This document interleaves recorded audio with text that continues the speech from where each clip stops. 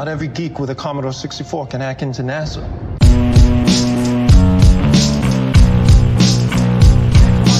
This one's dedicated to all the hackers. Yo, even out, settle scores quick. Ladies and gentlemen, welcome to UHC! Yeah!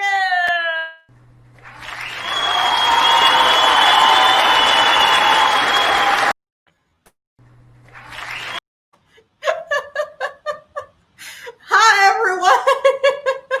Welcome back to UHC. It's so nice to have you all. Like, Happy New Year. It's our first edition of 2021.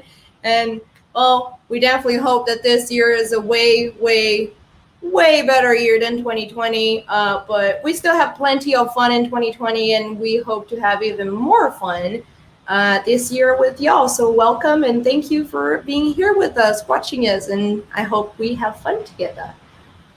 All right, so I'm your host tonight. For those who don't know me, I'm Marina Chavada, as you can see here on my name. I'm from Brazil, which also is the original country of UHC as well. It's a Brazilian CTF. That's why you're probably gonna hear me struggle a little bit with English throughout the live, but bear with me. Hold there right there with me. I'm a social engineer, and I'm a huge fan of CTFs, although I'm not a player. But I'm gonna, stay with y'all tonight and comment on the CTF with more people as well. I'm gonna introduce our guests just in a quick minute. So UHC CTF is run by Hacking Esports. Hacking Esports is a Brazilian company. The creator, which is Igor Rincon, founded Hacking Esports company, turned UHC into its first CTF, into its first hacking championship. And the plan is to turn CTF into an official esports on the long run. So we use CTF as a learning platform, and we engage as many people as possible during the live streams. We have narrators on the live CTF, and that's something quite rare to see. So I hope you all have fun with this crazy format. There is a whole set of UHC social media if you want to know more about the championship, if you want to, watch the past editions as well. We have Instagram, LinkedIn, YouTube for the past editions, as I said, Twitter as well, and the Discord server. Now, the Discord server is where you can meet all the players and the UHC fans as well. They're all there. They speak both Portuguese and English. Everyone is very, very welcome. Also, you can play the qualifying rounds. The qualifiers also happen on the Discord server. So you can win a chance of playing tonight, because tonight we have the 10 top players of the qualifiers competing against each other for the cash prize. And that's pretty much it about the Discord server, I think. If you want to meet new people, you want to play other CTFs together, there's also people there training and studying together. So, follow the Discord server if you want to know. The link to the Discord server is !Discord, if I'm not mistaken, at the chat, and then the bot will serve you the link. I would like to thank today's sponsors. We have a bunch of amazing sponsors tonight, and we are very thankful. We are actually very thrilled. We have Axe Labs, which is a Brazilian company, and they're amazing. I'm not just saying this; they are actually really fun to work with. You can go check their page. The bot is gonna keep throwing links at y'all. So at some point, the bot is also gonna talk about the Axe Labs company. We have Offensive Security tonight. Not only we have them as sponsors, we will have exclusive giveaways at the end of the stream. So stay tuned, stay till the end, because you might want some really dope prizes from Offensive Security. It's just amazing what they're gonna give. I don't want to give any spoilers right now, but it's just it has to do with OSCP, and it has to do with trainings, and it has to do with the cert. I'm not gonna go into more details right now, but stay tuned, stay with us, and you're gonna know a lot about those giveaways. And the giveaways are for you, you who are watching us. You know, all the fans out there. You that is participating on our chat. You're gonna get giveaways tonight. We also have Krausak Kadu, which is the dude who actually does and builds the machines for the CTF and the qualifiers. He is from Krausak, and Krausak has a lot of amazing hacking content. Unfortunately, that's only in Portuguese. But anyway, he has like a Netflix of content, which is amazing. And we also have Hecate. And Hecate is my company, is a marketing and communications agency, along with trainings and events focused on InfoSec and hacking. So if you want to communicate about hacking, if you want to, put your word out there and your image out there, and actually reach the crowd that you want, that's Hecate. All right. Let me tell you then about, sorry, I have like 3 screens around me and I'm watching the Portuguese live as well. We are the English version of the Portuguese live, which is the original live per se. So I'm like watching and listening to Portuguese all at the same time. So I'm a little bit crazy here, but let me introduce my dearest and loveliest and beautiful co-host of tonight's edition. And here he is. Hi, baby. Hey, how's it going? I'm doing good. How about you? I'm doing great. I heard that Offensive Security is sponsoring this. Amazing. Yes. I'm super excited for that. I actually, my first ever training that I took was their Advanced Windows Exploitation class, and I learned a ton. I learned shellcode techniques. I learned kernel exploitation in Windows. It was a fantastic class. So any content that I could get from Offensive Security, super excited. And OSCP is definitely on my bucket list. I know. I'm so excited. Senpai noticed us. Do you want to introduce yourself? Yeah, sorry, I totally missed that part because I got so excited about Offensive Security sponsoring. My name is Int80. I'm a rapper in a group called Dual Core.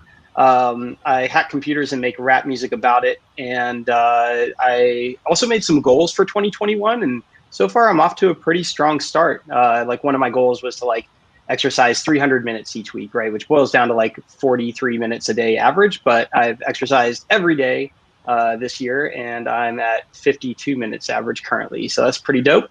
One of my other goals was to release 2 solo EPs this year. And my first solo EP is called Loyalty, and it will be out in just over 2 weeks from today on January 25th. And it's all about Full Metal Alchemist. And I've got some dope videos that my friend Kadesh Flow made to go along with all the songs. So I'm really excited to share all of that with y'all. And then most of all, and most importantly right now, UHC is back. I'm super hyped. Yee! If you want to put your Dual Core music handle for people to go and look for all the great music that you put out, or get to know a little bit more about Dual Core music, it's just amazing. It's actually a hip hop duo that has a bunch of really freaking amazing and an insane quality, and the lyrics is all about hacking, which is insane. Which is just crazy to me. Thanks. So and go also, check that out. One more quick plug. I've been posting some cool hacking and CTF tips on my Twitter, my personal Twitter, which is @int80. If you want to follow me there, if you're into that kind of thing, which I guess if you're watching UHC, you very well might be. All right. Well, now we gotta introduce our special guest of the night, which is a recurrent guest now, and I'm very happy I'm very happy with that. I'm gonna let him introduce himself. I know he doesn't need a lot of introductions, but hey, here we have him. Hi, Ipsec. What's going on, UHC? This is Ipsec, and you may know me over at my channel, Ipsec on YouTube or ipsec.rocks. I mainly just do the weekly Hack the Box machines, but like Int80, my New Year's resolution is to do more videos. Hopefully shorter videos, not on machines, on some topics I enjoy. I just did a Hack the Box machine release yesterday. It's an easy machine that I think is accessible to pretty much everyone. It's a really cool exploit I've done against a lot of companies that is not technical. It's more of a logic bug. So if you want to know more, I'd highly suggest trying that machine. It's called Delivery. All right, that's awesome. Thank you both for your introductions. For those who are watching us for the first time, we are a CTF that happens live. For those who are not, acquainted to that, a CTF is a capture the flag kind of championship. It is a well-known format of gaming, of games around the world, and you can apply that to pretty much a lot of competition styles and gamings in every format and platform. Not only to hacking, but it got famous around the 80s, around the 90s, I guess. It blew up a lot and throughout hacker conferences around the world, especially DEF CON.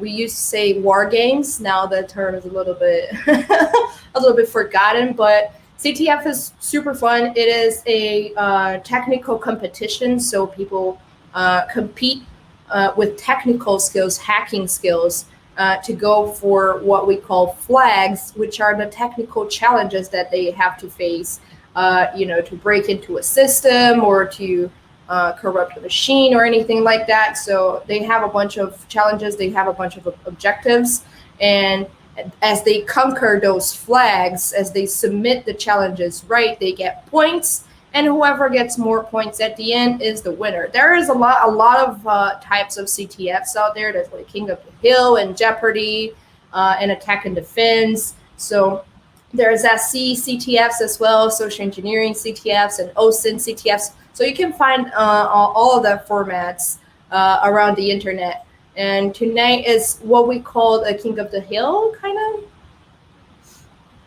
like a Jeopardy, maybe. I think of it as more of like Hack the Box style, right? It's kind of the same setup as Hack the Box, where you're kind of working your way through one or more systems or applications and progressing your presence through the environment and collecting flags as you go. That's kind of the same format as Hack the Box, I feel like. I don't know, IPSEC, what would you call the format for UHC? Yeah, probably I'd call it boot to root, which is like an old Von Hub term. Like you just boot it and you try to root it. Except these are all in the cloud, so you don't boot it. So maybe cloud to root? I don't know. It's just a fun race. Like zero to everyone root, has the same exact environment, and whoever gets to root first wins. There you go. 0 to UID 0. And also my t-shirt is from an OSINT CTF, by the way. It is. Yeah. We'll have a few flags tonight. I think we'll have like around 3 or 4 flags. The staff can confirm it later for me, but we usually have 3 to 4 flags. It's like a speed light CTF. It's a very fast CTF. Usually CTFs go for like 24 hours or more, maybe like 3 days, 4 days, even a week of a CTF. But tonight is like a lightning CTF for us to be able to actually watch the completion of it live on screen. So we have 10 players competing, the 10 ones that qualified yesterday through the Discord qualifier round. And they all going for the points and the cash prize of 500 reais. Converted to dollars is around like $100. And also they get the chance, to be a little bit of internet famous people. Also to have fun as well. That's quite fun to see how everyone grows up throughout the challenges. We have players here that started very young. They are still very young, but they started and they got better week after week. So it's really nice to watch this live hacking as it is, because they are learning as long as they're going through the CTF, which is just beautiful to watch. So you get to see people giving up and playing chess in the middle of their CTF. You get to see people Googling everything that you can imagine. You get to see people, exchanging memes on Discord when the other player is having difficulties. So we have all kinds of fun stuff. And we also have the store. So here on Twitch, you get Twitch points every time you make a comment or stay in the chat. So with those Twitch points, you can go to the Twitch store. You can use those points to bet or to buy stuff to interfere with the CTF strategy. You can buy screen time from a specific player. You can bring the scoreboard down as we're going through the championship to mess around with the players. You can do all kinds of stuff in the store. You can also donate.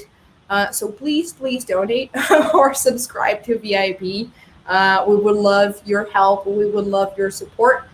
You can give us tips. You can, make give us questions to answer. You can do all kinds of things. So be aware of the store and have fun. That's why we're here. One other highlight that I wanted to mention, you talked about the benefits of all the players in UHC. A number of these players have gotten their first InfoSec job from having participated in UHC. They've come up, they've gone into the finals, some of them have won, and that's gotten them noticed by companies who have then recruited and hired them. And I think that's a really fantastic career path. I love that premise. Like I had trouble getting my foot in the door for InfoSec because it wasn't really a field when I was starting my career, but I would present research that I did, and that got people that were attending meetings that I was going to or meetups that I was going to from local companies to look into hiring me. And so showing off your skills and always practicing to improve your skills, hugely beneficial, and you'll see it here live in UHC tonight. All right, so let us meet our players of tonight's match.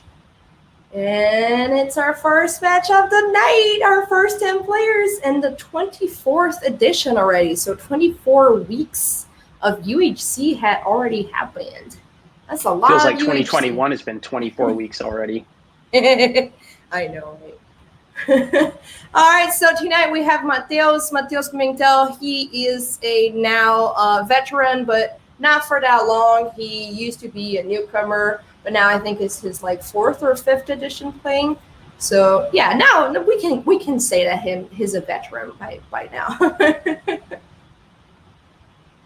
All right, and next we have Joao Rivero. This is Intake's favorite player because he cannot say the name of this kid for the love of God, because it's a very Brazilian name. João is the Brazilian version of John.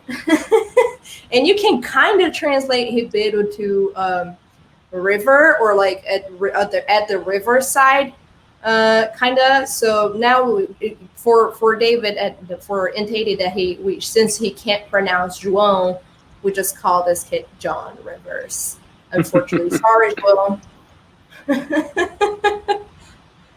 And he is also a veteran. He has played a few rounds already. We have Hafano. I don't recall his name. I think he had already played a few times, but since I can't recall, I won't say it for sure. We have Jezel. I don't know how to fucking say his name. Jezel 2210. From the future. It's a newcomer. It's a newcomer. What's it like 190 years from now? We also have Castillo, another newcomer. Can you say Castillo? Castillo? Castillo? There's like a ch at the end of the T, huh? That was close enough. I'm not going to attempt that one. Yeah, we'll just go with Castillo. Oh, we have Waid. All right, Waid. Waid is not only a veteran. He had already won his fair share of UHCs. I think he won 3, right? Yeah, I want to say 3 sounds right. And plus, Waid was in the finals at the end of last season. Yes. The finals at the end of last year, we invited the top 10 players from all of UHC from the entire year to come compete against each other, and Waid was in that mix. Yes, it was a very, very awesome edition, y'all. If you can, just if you like what you're seeing tonight, go to the YouTube channel and go have fun watching the last edition of 2020 because that was such an amazing edition. We had 3 winners, and it was just insane. The level of the challenges and the players as well. So if you like what you're seeing, go watch the 23rd edition on YouTube on Hacking Esports channel. After this. After this. I mean, come on. We have Zine. I don't know how to pronounce this, but yeah, it's another newcomer. Is it Zion? Nice. Zine this is not Portuguese, y'all. This is Zane. We have Prey, another newcomer. Wow, a lot of newcomers tonight. I'm liking this. Exort, another newcomer. Yeah, the staff just said that we have 6 new players tonight, which Wow. leaves us with only 4 veterans. Here's another veteran, PHX, with which we believe is Phoenix. And that's it. We have all of our 10 players of tonight's match. Whew. Okay, a lot of newcomers, so we don't know what to expect from tonight's match. I think Well, this will be one the first time expectation- I do this with Silesia not winning. Yeah, right. I was gonna say, one expectation I have is that the Legion won't be winning tonight, and then the other one is that we do have IPSEC on, who somehow brings this like magical hacker accelerator, a hack accelerator, if you will. And so I expect that it's going to be in turbo mode. The first time that IPSEC was on, I think Silesian won in like 30 minutes. It's supposed to be a 3-hour event, and somehow he got all the flags in 30 minutes. And then in the finals, Silesian was the first to get all the flags in like an hour and a half, and there were like 5 flags in the finals. So IPSEC's got the hack accelerator, so I expect turbo hyper mode tonight for sure. All right, and I heard the CTF has already started, so we're going now for our Discord server to watch the players. This is a private Discord server, y'all. You can't actually be in here. It's just for us, the narrators, but you can watch the players' screens as we toggle around the rooms, the Discord rooms. And just so you all know, you can also bet on tonight's players with your Twitch points. So if you want to make bets, you just type exclamation point points or exclamation point bets. So you can bet your Twitch points on whoever may win tonight. You can do that till the second hour of tonight's match, because at the end the bets are offline. So obviously you can't bet on whoever is winning anymore. So you have to place your bets right now. And whenever you're gonna place your bets, you can place them according to the Discord room of each player. So I'm gonna give y'all the information right now, and I'm also gonna write in the chat. So in the first room we have Mateus. In the second room we have Joao Rivero. And in third room we have no one, I guess, so far. I think they're still putting players up. Looks like a couple players dropped, maybe. Yeah, 3 and 4. Oh, now they're back. They're back. Okay, so we have Jizzle. First blood. Board already? Damn, already? Jesus, that was so fast. I know who I'm betting on. Who was it? I don't even have the scoreboard opened yet. Yeah, I don't know. Just whoever got first blood. I'm pulling it up now. The scoreboard, for folks who want to check, UHC, just like you're watching, UHC.seg, as in Sierra Echo Golf, seg.br. UHC.seg.br. It's easier if you paste the link in the chat, and I can just showcase the link in the screen. All right. Well, Waid was the first one on the board. Oh my God! So, Wait, already? Waid out to a quick lead, and again, Waid was the player who was in the finals at the end of last year. I think the only player that's currently on that was in the finals of last year. I can't remember if Joao was or not, but I think I don't think they were. I think just Waid. Do you want to go take a look at Waid and see what they're up to? Sure, let's And so watch. I just saw on in the view source and on the screen there, it looks like maybe there's some Kubernetes stuff going on in this challenge. We also don't know what the challenges are. We don't know what the flags are. So we're just kind of like calling it as we see it, as we see the players do their thing. So if at times we seem to be like questioning things, it's because we don't have the answers. Like Discord doesn't have the answer for Wade's stream currently. Yeah, I'm trying to pull up Wade's stream, and it's just loading for me as well. I had them up earlier. I was going through each of them. There is a Drupal homepage, and then the Drupal homepage has like K8s is the new SQL vuln, and Nice. the homepage had 2 base 64 text. I didn't get to see him decode it, so I'm guessing one of those was the flags, and maybe one was like a hint at another page on Drupal, but having trouble seeing. Yeah, makes sense. Makes sense. Let's see.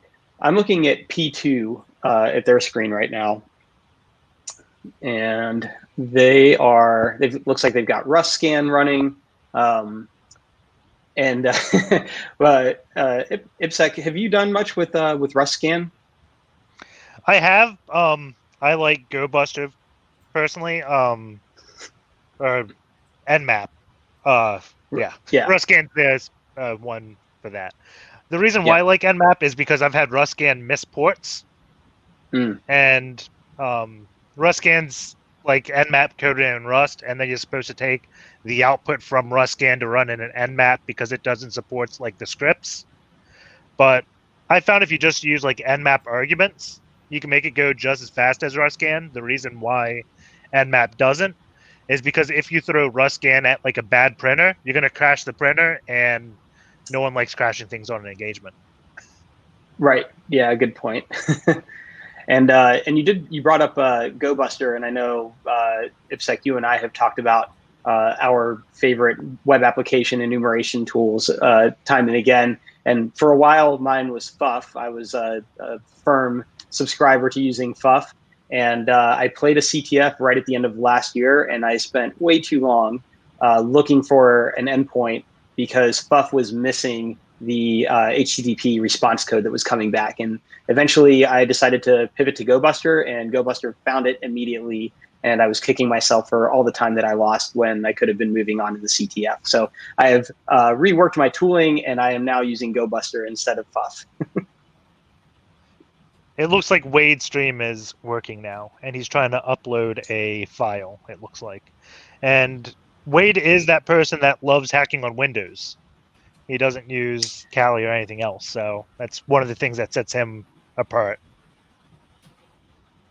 Yeah, I always am impressed by that, right? I never, like, when I think of Windows, I think of doing Windows specific things like Mimikatz, or I have like an IDA Pro license for Windows, so I would like run that like in Windows, or Ollie debug or Mini debug. Those are all like Windows specific things, and then everything else I tend to do in Linux. And I feel like that's a pretty common setup for most CTF players. But here we see Waid doing everything that they can in Windows, and I appreciate the variety in attack platforms. I see the base 64 there on the screen. And maybe that particular string was the one that decoded to a flag. And I can't decode via OCR, unfortunately. My robot brain doesn't have that module. And unfortunately, I can't decode by just looking at it.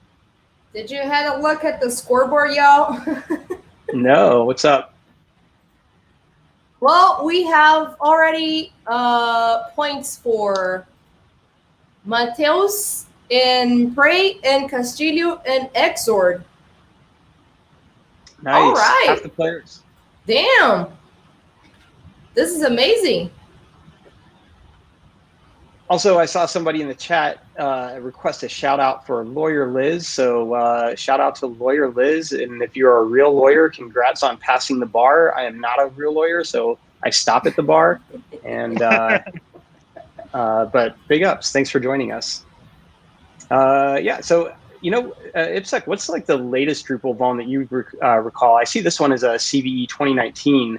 I always think of like Drupal Geddon, and like I think there are like 3 iterations of that particular set of exploits. But what comes to mind when you think about Drupal?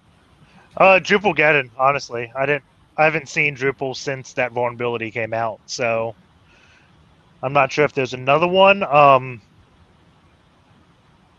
And maybe something related to Kubernetes. This Drupal could be a red herring. When I was going through other people's cameras, I saw there were other websites. So it's possible that this Drupal is the one you're supposed to exploit. It's hard to say without the base64. So these machines, like VaughnHub and Hack the Box, have a user and root.txt. But in order to make it go quicker, there's hints along the way. So before user.txt, the very first flag is a hint at what you're supposed to do to get user.txt. And unfortunately, we missed what we're supposed to do. So I don't know if it's supposed to attack this Drupal or not. Yeah, that's a good point. And we will get all of our questions about the flags and the solutions answered at the end. Once the CTF wraps up, whether somebody got all the flags or the time runs out, we do a walkthrough. We go and raid the Brazilian live stream that's happening, and we get a walkthrough with the winner as well as the challenge author or authors. And we get to learn exactly what the intended path was and how the players were able to capture the flag. So while we may not catch the flags being captured live on our screens because we're jumping around between 10 different players in Discord, we do get the magic reveal at the end. So definitely stick with us. So it looks like there is a Drupal 2019 CVE that this could be. Just looking at Exploit DB. Yeah, looks like that Waid's got a post for 2020 up. Let's see.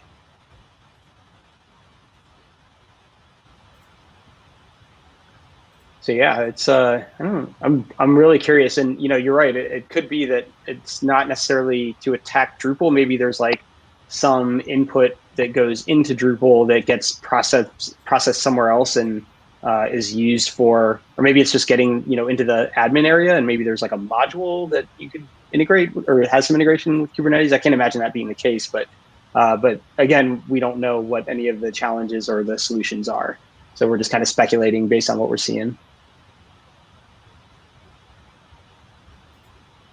Yeah, I'm pulling up that 2020 Drupal CVE to see what it is. Nice. Let's see. I'm just checking the scoreboard again because since 5 players got on the board so fast. Yep, there's our 6th. P2 is on the board now. Why don't we bounce down to P2 and see what they're up to? All right, let's go find him. I think he's in the 7th room. So I see I was struggling a little bit with the betting on the chat. Just so you know, you have to write exclamation point points to know how many points do you have. Then for betting, you have to write exclamation point bet, the room number of the player here on Discord, and then how much points do you want to bet. That way you can find everyone's rooms. I've been putting them here on the chat. So first room we have Mateo, second room we have Joao Rivero, third room we do we already have the player? No, third room is empty, fourth room is Jazel, 5 is Castillo, 6 is Waid, 7 Pichu, 8 Exor, 9 Prey, and 10 PHX. So yeah, you just pick the room number, and as Marina was showing, the setup here is that each of the players are kind of in their own room in Discord. So that allows us to see their screens, but then they can't see each other's screens unless they are watching one of the streams that has a different player's screen up, which would be like a side channel attack, I suppose. Ah, nice. There you go. Cool. So yeah, I see P2 also poking around here in Drupal. I'm like, I really want to catch like what the path is past this like initial poking at Drupal. IPSec, I'm in agreement with you that I bet one of those base 64 strings is probably decodes to the flag. And I don't necessarily believe you, IPSec, when you say that you can't just decode it straight away, like visually, because I've seen some of your videos and you'll say like, oh yeah, so we see these characters and that means it's this, and the characters are like encoded. So I think you're just I think you're kind of putting us on here. I know Oh. some magic bytes. I don't know the UFC magic byte, but I do have this decoded now. Nice. So We're- it's just UHC bracket Drupal _ RC, and then I think I made a typo. But nice. Scores are hit. The scoreboard is hidden now, y'all. Someone used their points to bring the scoreboard down.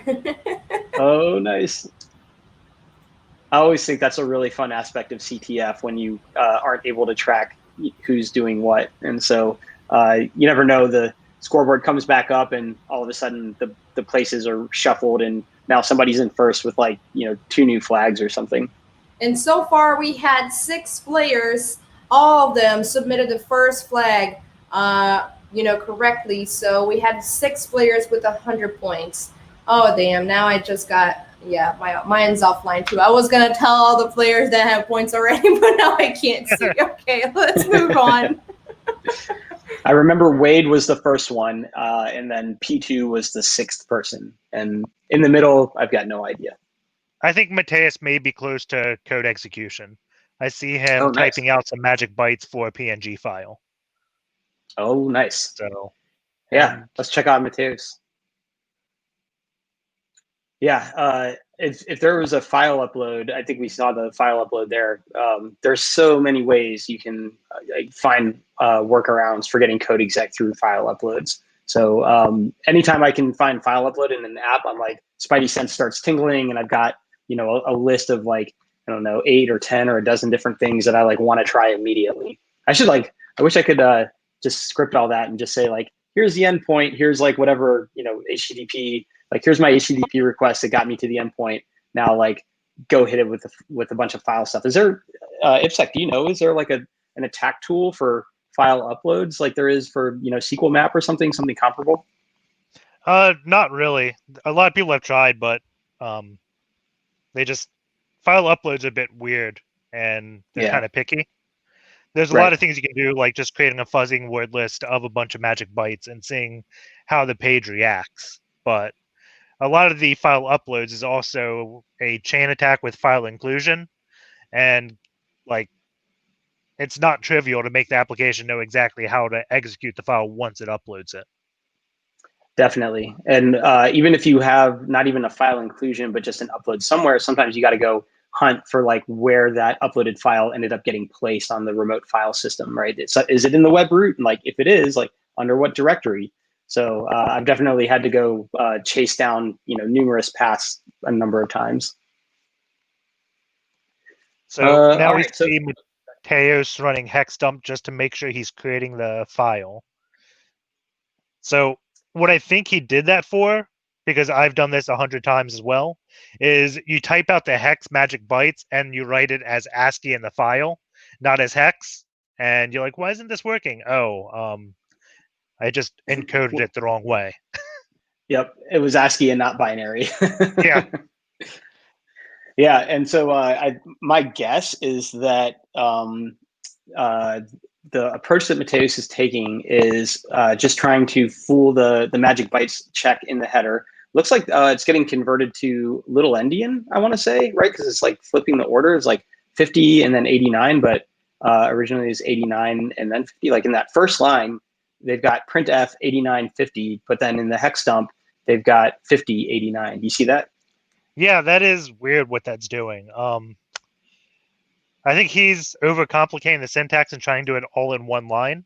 At least he knows there is an issue, right? So, and so if there's I think Drupal's in PHP, right? So if there's a file inclusion, you could take a regular PNG file and then you could just cat, a web shell onto the end of that PNG file. And if the upload function is just checking for the magic bytes or MIME type or whatever, the file will still go up. But then if it gets included somewhere, that the PHP interpreter will seek through the file looking for the beginning of the PHP code. And once it hits that starting PHP tag, you'll get your code exec.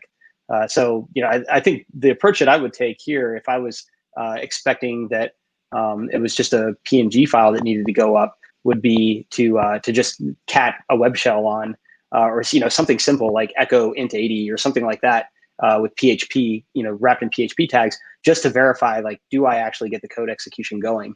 What approach would you take, IPSec? I would probably start out with just uploading it, finding out exactly where it gets uploaded, and then I do essentially what you said. But the magic bytes I would use is just ones of a GIF file, because you don't have to do it in hex. Like if we're looking at Mateos' screen on the stream right now, you see the website he's using shows the hex, and then in brackets says GIF 89. And GIF 89 is actually the ASCII for the hex it just had. So you don't have to deal with any of that conversion. But with that, I would probably just do simple like echo hello.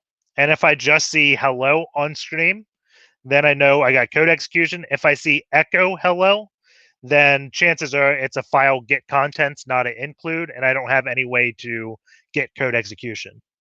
But if it's file get contents, there's other things you can do, like turn that LFI into a way to read other code on the web server. So in the case of Drupal, if you have a LFI and you can read config.php, then you can now extract potentially an SQL password, which in most CTFs, they reuse the SQL password as like the administrative password for Drupal and log in that way. Yeah, absolutely. There's definitely value to be had in those arbitrary file reads. It looks like the Brazilians have hopped into our stream. I was gonna say I think they have rated us. Hi, y'all. E aí, galera, salve, salve, bem-vindos. To the bone. But yeah, the file read, like you said, that's where I go for, is looking for configs or other places where there might be creds. Sometimes you can get like backups of files, right? So there might be like config.php, and if you've got an LFI, you'd have to like write your code. You have to write your included payload to then like read or send or somehow get you the contents of the config.php. But if you've got just an arbitrary file read, you can see that, and then maybe you can find like or something like a backup file. Maybe they've renamed the config file and changed the Drupal source code, but maybe they have config.phps or config.php.back or .original or something that you might also be able to find with some enumeration. All right, y'all, the scoreboard is back up, and we have 2 more players on the scoreboard now, Joao Rivero, Joao Rivers, and PHX, the Phoenix. They're also on the scoreboard, so everyone still has 100 points, being Waid first place with the 100 points, so everyone has the easy flag already, and being PHX, the Phoenix, on last place. And that's pretty much it. Also, we have a few things I need to say. We have someone redeemed 3 minutes of a player's screen, which is Castillo. So you can buy player screen time on the Twitch store here with the Twitch points. And now we have 3 minutes of the Castillo screen. Also, thank you, Complacency Kills, for subscribing to us on Prime, and thank you to Find a Way for subscribing on Tier 1. Thank you so much, y'all, for subscribing. If you're there and you're watching us, don't forget to subscribe so you don't miss all our next streams as well. Thank you all. So we are looking at Castillo's screen currently, and it looked like there was kind of like a JSON blob in there. And I wonder if that maybe would tie into like a serialization bug or something. And what would you think seeing sorry, go ahead. Yeah. Let's see. Looks like it could be definitely serialization, but JSON is normally a relatively safe serialization format, so I'm not positive the exploit would be a deserialization in the JSON itself. I have to see exactly how he triggered this to get it to dump the JSON. What this could do is potentially leak some like custom Drupal plugin or some PHP magic functions or a PHP library that then can lead to a deserialization exploit. So I'm leaning towards this just being information disclosure and not an actual exploit. Got it. Scoreboard is back down, y'all. Oh no! You keep buying time off from the scoreboard. I think it's around 5 to 10 minutes when you bring the scoreboard down, and you can only do that for 3 times throughout the night. So whenever it's back on, people can only buy it off time one more time, if I'm not mistaken.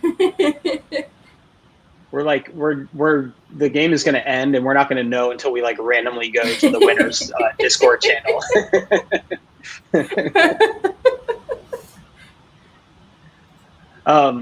You're right. Like, yeah, JSON by itself, I have no concerns about. I also did see, and I guess they've got it there on the screen as well, but in that JSON data that was kind of like pretty formatted, it did have a few file extensions listed, right? Like ping, GIF, JPEG, JPG, and JPEG, JPEG.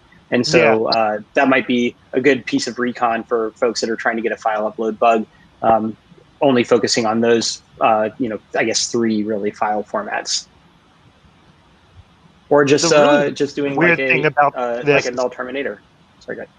Oh yeah, the really weird thing about this is the interface that he's doing. Like, it's displaying the JSON in some weird text box that he can resize in his browser. Looks like the URL does say Ajax form, so I'm thinking maybe he's just hitting like a intended API endpoint of a Drupal registration function. So that's why it's giving JSON.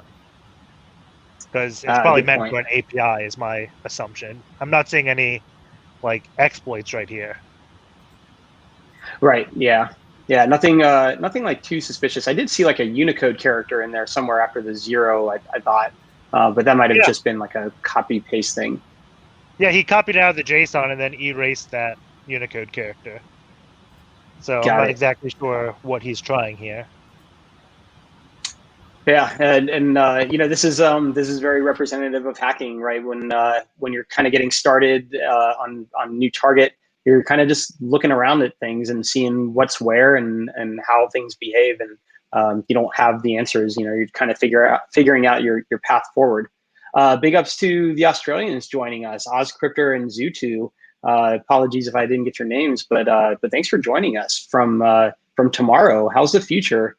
Does it get any better tomorrow? Who won? Tell us who wins already. Just post like spoiler alert and tell us what the flags are and how to do them. Man, that's never a good feeling when you Google something and your entire first page is just purple because you've been to every single link. Yeah. That's when you're like, okay, I'm going to do the thing no one would think of. I'm going to go to Bing and do my search there. Right. All right. DuckDuckGo in one browser, Bing in the other. I did see, I think it was F Society, the French guy. And I think it was him. He tweeted about like, when was the last time that you made it to like page 10 of Google results? And and whoever was writing it was like, I just had my first time that I can never recall going to like page 10 of Google results because nothing in the first 9 pages was like what I needed. And I was like, oh man, that's so brutal. The experience that I always remember was I would look up some like really weird, obscure thing, and I would find like, it looked like exactly what I needed. And it would be on this site called Experts Exchange. And then I would always have to do some like shenanigans in the browser to get it to like actually reveal the content instead of like having like all the markup and everything.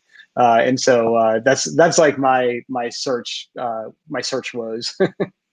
Yeah, I remember Expert Exchange. That was you had to use a Google Dork to get to the exact Expert Exchange page because they let you read the article if you came from Google or something.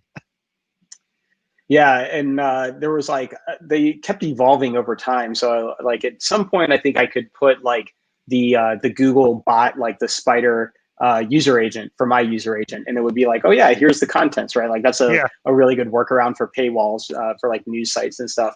But then then they changed that, and then there was things where you had to like block certain elements, I think, or like I can't remember, but there were just so many times that I would be like, oh yes, this looks amazing, and then I'd look and it'd be like from Experts Exchange, and I'd be like, like all right, one more step, and then I'll get the answer that I'm looking for. Here's the question you're asking: here's 5 people answering it incorrectly. Here's the one answer that we won't show you.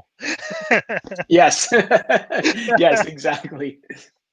And like I feel like Quora kind of does that as well. Like there will be some stuff on Quora that I'll like want to see in a response, and it's like not being shown. So I don't know.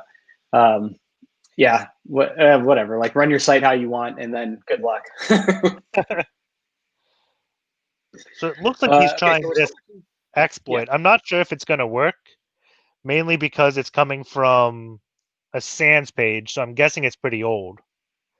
I don't know. It's Let's see. 2018, right? But yeah, yeah, in the repeater, it's like, yeah, there you go. All right, I was gonna say that's not a valid command. Like ping hostname dot some subdomain dot some site. Like that you're not gonna get anything back. And like I hadn't seen Castillo set up a sniffer yet, but sometimes ICMP doesn't make it across the internet. But it could be an old Drupal vulnerability, mainly because it's saying he did get code execution. So yeah, there it is. www-data.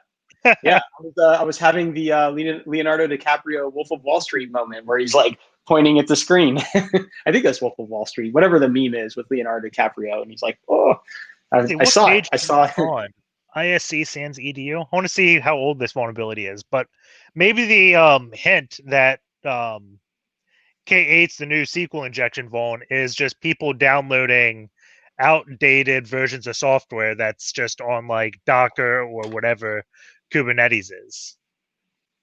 Yeah, good point. Like, or people that just do like a lift and shift, right? They take their old outdated app that works, it's not broken, so don't fix it, and then they just be like, okay, now like run this in a container instead of like re-architecting the app to like update and run in a secure fashion that it should be architected for a way for running in a containerized environment.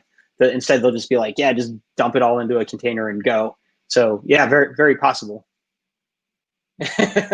Cheat sheet contains harmful programs. They're just reverse shells. It's all about perspective. It depends who Right. is considered harmful. Yes, Dane exactly. Sec in the chat asking if there is anything special you need to do to enter for the prizes at the end of the stream. If you weren't here when I said it in the first minutes of the stream, we're gonna have special offensive security giveaways at the end of our stream. So at the end of our stream, we're gonna migrate everyone. We're gonna rate the Portuguese channel, the Brazilian channel, and we're gonna interview the winner, and we're also gonna know the walkthrough of the challenges. And at that point, when we are all together at the end, we are gonna have some very special offensive security giveaways. If I'm not mistaken, it's a PWK course training, which is the one that you have to take for the OSCP certification, and also includes the exam fee. So you can do the training and already go for the exam, which is amazing. That's like $1,000 right there of a giveaway. And you don't have to do nothing. You just stay with us and raid with us to the other channel. You don't have to do nothing. We're going to do the raid for you. And at the end, we're going to have a giveaway, and it's going to be a draw. So you're probably going to have to type !something to be counted in the giveaway. And that's pretty much it. And so anyone can win. So stay tuned, stay with us. And at the end, we're going to raid the Brazilian channel, and we're going to have this amazing offensive security giveaway. Outstanding. Also, Marina, is there lab time included with the course and the OSCP exam attempt? I think there is. I don't know, actually. Okay. I'll have to give it a look. I thought it was 30 days, but we'll double check and make sure. Yes, I think you're right. I think you're right. I think it's 30 days of the lab available. So yeah, fantastic giveaway from Offensive Security. And y'all, thank you so much for sponsoring again. I think that's so cool. I feel like Offensive Security has done a lot to develop folks getting their start in the domain of InfoSec. And IPSec, you got an OSCP, right? Yeah. I think I got Nice. it 5 years ago. I can't remember. Nice. So I finally found the post. I think this is Drupalgeddon, 2018 7600 is what I think he was looking nice. at. So Nice. Oh, there's people asking how long the stream will be. We have tonight. It's usually 3 hours of CTF. We started 1 hour ago, so we are finishing early game. We are entering mid game, and late game is going to be our 3rd hour. But if any of the players gets root before the 3 hours, then the championship is over. So it's one of those two things. Either 3 hours of championship, and at the 3rd hour, we're ending it, and whoever gets more points still then wins, or whoever gets root first. And yeah, go for it. Oh, I was gonna say, we see Castillo. He's doing two things I don't like with getting his reverse shell. The very first thing he did was jump straight to Python and did like a long, nasty Python one-liner to get a reverse shell. And now he's trying the straight bash reverse shell. What I'd recommend first is like doing a curl and just making sure it can hit your web server, because he may be going up against a firewall right now where the server can't get back to him. He may also be going up against like the command doesn't like a lot of these special characters, and his reverse shell just isn't working because he's passing a character they can't pass. But if you do it first with curl, then you're like, okay, well, I know it works. Now I'm going to add a pipe and execute it. And, oh, that didn't work. Okay, the web server didn't like pipes. Let me go back to my curl, and now let me try to download to the web server and then make a second request to execute it. So just doing things a bit simpler, because the syntax he's typing just isn't super like safe, because he has all the special characters. The other thing, that one bash shell, if he's not in a bash interpreter to begin with, it's not going to work unless he puts a bash-c before it, because how it's referencing the IP address is very specific to bash, or ZSH, I believe, does it as well, where it's /dev/tcp/ip/port. If you're just in a standard shell, it won't work. But if you did like bash-c and then bash-i, it would. So that could be what he's going up against right now. But he's so close. Yeah. If he just ran like which curl, curl exists on the system, then like it's 3 commands to shell. Absolutely. And fantastic recommendations on the methodology, right? Start simple, just try to test like one thing at a time, figure out a way that you can reliably get traffic flowing from that remote host back to your attack host. And then from there, you can build out your reverse shell. So yeah. I like the curl idea. You know, which curl will tell you like, is there curl on the box? So if you tried curl and didn't get anything, that tells you one of two things: either maybe you can't talk out on that port, or curl isn't on the box. And so yeah, doing which curl is good. And you know, you can always do like wget or netcat or fetch, or you know, there's a number of different ways if you're trying to do HTTP. You know, sometimes I ping out and just set up a TCP dump and just sniff for ICMP traffic on the like VPN interface. But yeah, and then once you figure it out, like you've got a way out, and you know you can talk on a certain port, then that's when I would go to the reverse shell. And as you mentioned, the bash-c, like I am also guilty of just trying bash-i first and running that. And if it doesn't work, my next stop is wrapping that with a bash-c, just as you explained. One trick that I learned from you recently, IPSEC, is I think in burp, in repeater here, you can URL encode your string with Control-U. Am I remembering that correctly? Yep. And so that, you know, we saw Castillo going back and manually looking for spaces and then replacing those with %20, the URL encoding for the space character. But what if you missed one, right? And now like you don't know like that's what's causing your reverse shell to not work, is an example of overcomplicating things. And so one way that I try to work against that is to try to keep everything simple. And so the Control-U, easy peasy. Now I don't have to parse through a bunch of syntax all in one line. Yeah. So yeah. All right. So just so y'all know, all the players are now in the scoreboard. So we have 9 players tonight. Apparently, we had a problem with one of them because the 3rd room is still empty. Probably someone wasn't able to connect. But we have 9 players tonight, and all of them are on the scoreboard now. So we have Waid first place. So he was the first one to submit the easy flag. And we have JJ, I think it's Jazel. Is that how, am I saying your name? Jazel? Jazel in the last place. Yeah, we'll just say it's our Jazel. We have a friend named Jazel who lives here in Austin, Texas. So we'll just say that it's him. The Brazilian copy of him. Yeah, he wrote his name with as JJ in the in the scoreboard. So I'm just gonna, be intimate to him and say JJ or to her. And that's it, y'all. We have all the players, and we're going now officially into mid game with all the players in the scoreboard. So this is nice. This is very good. So I think. And when does betting end? Oh, sorry. Go ahead. I was gonna say I think Castiel's making a mistake because you saw him use curl and wget, but I didn't see him actually type like which. So I think what's happening here is his shell. He doesn't have standard error. So he can't see error messages. He definitely had standard out because we saw him run who am I? But without standard error, he's just typing wget and getting nothing.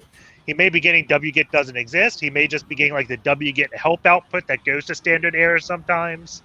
You notice that when you like try wget-h and you grep for like IP address or something that you're trying to grep for, and then you get the whole help output, you're like, oh, why isn't grep working here? That's because grep, the command you're running is outputting the standard error, and grep only works against standard out. So I think that's what Castiel's running into is he typed wget or curl expecting a web page to say an error message saying you didn't specify a host or IP, but because it didn't do that, he's assuming it's not on the box. But got it. It didn't do that, I think, because it's not showing error messages. Yeah, and I wonder in this situation, so which curl hopefully. Maybe. I think one of the times that we talked to Salesian after UHC, we could hear ourselves in the background. Like he definitely had a stream up on a separate monitor, and we could hear like our audio coming out on the other side. Yeah, there it is. All right, user bin curl. There it is. Nice. And so also what this shows, you did which space curl, so you don't have to URL encode your payload probably.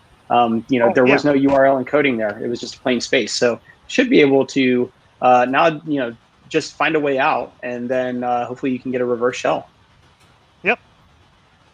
It is in the post data, so that's why he doesn't have to do plus. If he was in the URL, he'd either have to do plus or %20. But since he's in the post, it's not a URL. He just has to encode special characters that would be in the post, which is like ampersands, quotes, and things like that. Yeah.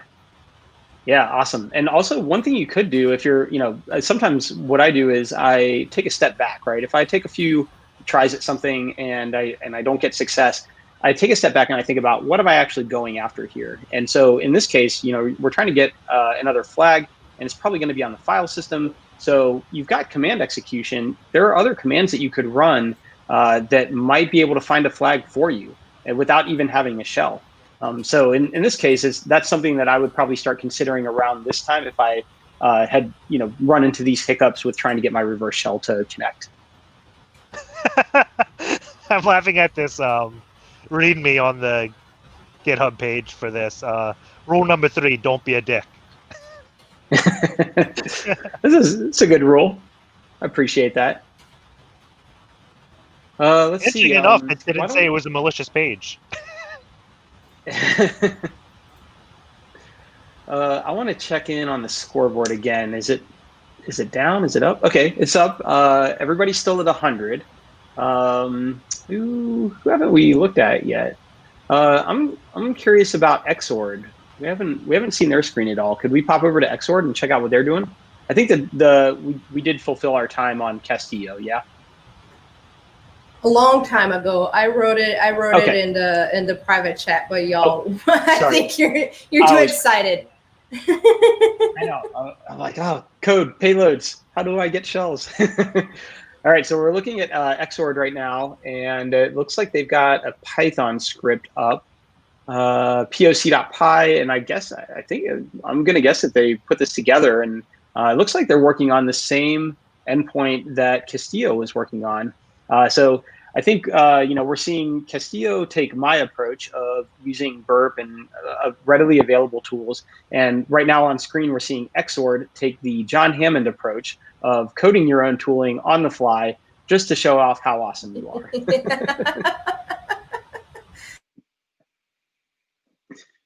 I don't think that that's why John does it. I think that's just his approach to things, but I think it's a pretty good showing of how awesome he is.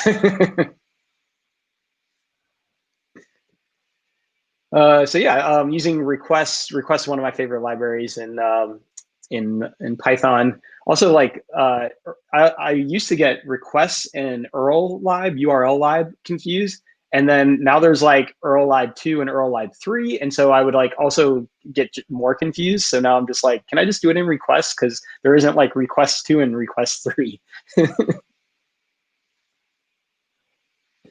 I'm really curious why this Drupal getIn script isn't working. Yeah. I wonder if they did something to break Metasploit. That could be. Also, though, we weren't seeing the reverse shells connecting, and I wonder if there's some kind of egress filtering where only certain ports get out or something. Because we didn't see any attempts at a port that would normally talk out like 443 or 53. We saw 1234 and 1337 maybe. So those aren't really standard ports. Here L port is set to 1234. So it's quite possible that maybe there's just some egress filtering that's preventing the connect back. So I think what I probably would be doing if I couldn't get a reverse shell and I don't want to try to do a forward shell because forward shells can be a pain to code, would be taking the hint. K8 is the new SQL vuln, right? So it's hinting at Kubernetes being in play. So I would be going back to my port scan, because I would have scanned all ports while I'm working to always have recon going. And I would have started extracting Kubernetes secrets to see if I can just extract the secret on the website, and then another port's listening with the Kubernetes management interface, and I could use that secret to then go straight to the host. It's possible you're never meant to shell the web server at all. You're just supposed to extract the secret from the web server to do something else. Yeah, a fantastic point. It's so easy to go down rabbit holes, especially where you're more comfortable. So if you've got a lot of experience with targeting web apps and you find something that you can dig into, you start going down that rabbit hole, and maybe you completely ignore the fact that there's some other service exposed that has secrets readily available for you that would advance your progress. Yeah, and I'm thinking that could be the case, because if it is Drupal getIn 2, which it looks like it is because that one Drupal getIn post worked, but no one is getting reverse shells, this should be one and done Metasploit got shell on the box. So there very well could be in either there's egress filtering going on, or everyone screwed up the port forwarding to get back to their exploit box, because unlike Hack the Box or Vaughan Hub, these machines are out on the internet for them, right? Or are they? No, they're in a VPN. Yeah, you see that 10.10.14.1, and we saw in Castillo's reverse shell setup in his their ifconfig listing or IP a listing that they had a 10.10 dot. I forget. I think maybe it was also on the 14 subnet as well. So yeah, they're definitely in the VPN, and that's one of the things I noticed here with Xord was their R host was set to a 192.168 address. And so, I don't even think that the Drupal getIn payload is reaching the actual target here. I think it's going out on the wrong interface. It's getting the changelog though. So unless he has Drupal, I hope he does a show command. Well, so we can see. Well, yeah. I caught the bot. Yeah, see it there. It started reverse shell handler on 192.168. Oh yeah, that's his L host needs to be different. So that's what that it was. Is so L host needs to be changed. Yeah. Yep, that's probably it. There. Wait, he's going to get it. There it is. Yeah. All right, here we go. Let's see. All right, fingers crossed. It Everybody took in the longer, chat, fingers crossed. Type shell in the chat if you want a shell. I'm confused because Silesian always used like ngrok and stuff for his shells, I thought. So I'm curious why he was doing that if this is all just a VPN. Except in the finals. I remember Silesian had like his own VPS, but yeah, good question. I know that I think they tend to host in AWS, and so I wonder if there's some other weird networking going on that they've maybe set up. I don't know. So his L host got set back to 192. Yeah, that's so strange. Maybe they should do like a RC file, right? And then you just in the RC file you can do set lhost and whatever the VPN adapter is or the IP address. And maybe that's a better way to go. Yeah, he could also do like set lhost ton 0. Yep. I've had it happen a few times in the past where it just doesn't set, and whenever I set lhost, I do it twice. Like I do set lhost ton 0, set lhost ton 0 because I've had it where it doesn't set, but that bug's been fixed a long time ago, so I don't know exactly why. I'm gonna pop over back to Castillo, see if he's got anything. Yeah. Why don't we jump back over Marina to Castillo and check, because they got the code exec going, so I think they're like really close to the reverse shell, if that is the actual path. Yeah, it looks like they're working on it here. And I have you seen this before? I've never seen this website. I think he misread something. Like yeah, like an example. Like it's possible reverse -shell.sh. Like we'll give you a reverse shell based upon like the page you request, but why not just have curl go back to your box? Is that like a real site? Oh, it worked. Can we register that domain? I was going to say, could we register that domain and like put our own payload up right now? No, he got a shell. So yeah, it looks like it reverse-shell.sh. Yeah. So it's reverse shell as a service on that homepage. Yes. So whatever page you request, it sends a reverse shell to. That is so bizarre. I've never seen that before. It's like a web app reverse shell implementation of ngrok, kind of. Yeah. I don't know. So he makes an HTTP request to that IP address :port or to reverse shell and says my page is this address, and it sends it. And notice he's not using his ton 0 adapter. That was his WAN IP. It looked like. Yeah, you're right. 3.95. It looks like is that a AWS or is that GCP? I can't remember. I think 3.'s AWS. I think it's AWS. Okay. But yeah, also one of the things I noticed here in this reverse shell, there's an example.getignore, which would imply to me that there's a .getignore, but we didn't see it because only ls was run, which then would imply to me that there's a .git directory, which then I would say, let's go loot all those commits and look for creds. So if you can get like, git rob or git leaks or truffle hog onto the box, those are great tools for looting git repos. Or you can just like do diffs of like the ref logs and as comparison to head, and then look for like grep, straight up grep for like secret or cred or access or password or whatever key, other words that might turn up secrets that are stored in that might have been checked in previously. So thinking about this, I think the reason why he was so hesitant to making it curl against his box, maybe because he only has one port opened up, and hosting a web page and a reverse shell would be 2 ports. Maybe that's why. It just baffles me. Yeah. Like, number one, like, if I just saw that, like, why does this website exist? And here I am saying the website does indeed exist, and someone used it. Like, I'm just trying to find the use case. I learn something new every week in UHC. Yeah.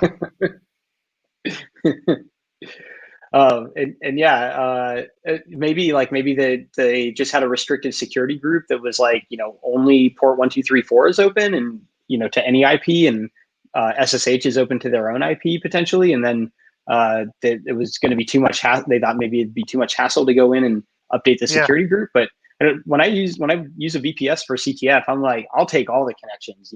Just like send all the traffic to me. I'm good. You want to connect and send malware to me? I'm fine. I'll analyze it later. Like, Yeah, send me all the things. Yeah. We've already had first CTF, but what about second CTF? Just please don't port scan my box and like pause all my netcat connections. Right. Yeah.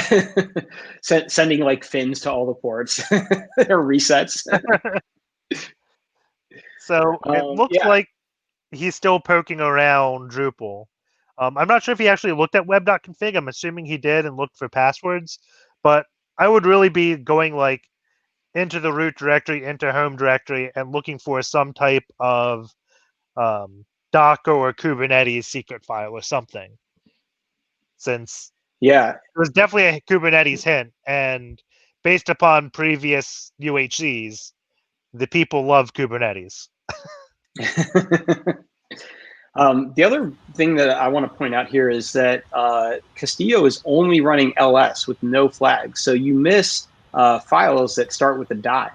There could be like anything. It could be like there could be a .flag file in a directory that you just don't see. I tend to use find when it's available because it will catch everything for me, and I can also specify. So like if I want to see only symbolic links, I can do like -type S. If I want to see only directories, I can do -type D. And so, but find will get all of those dot files as well. And so, yeah, it's quite possible there's some stuff being missed here with running only ls. That backups directory did look pretty interesting, but only running ls, it showed up empty. And so, that would be another like spidey sense tingling for me is like what's really going on here. So he did find space pipe. So he didn't specify a directory, so I'm not sure his find actually ran. Find will run in the current directory if you just run it. If you don't specify. Okay. Yeah. Yep. And so find by itself is the same as find dot, and then you can also do like -name and then do like a star star globs like star flag star. And so that's the same thing without having to pipe into grep and spawn a separate process. And I'd also do LSLA normally because I can see like the file change and modify date.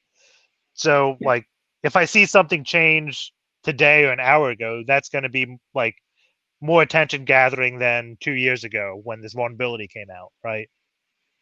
Yep.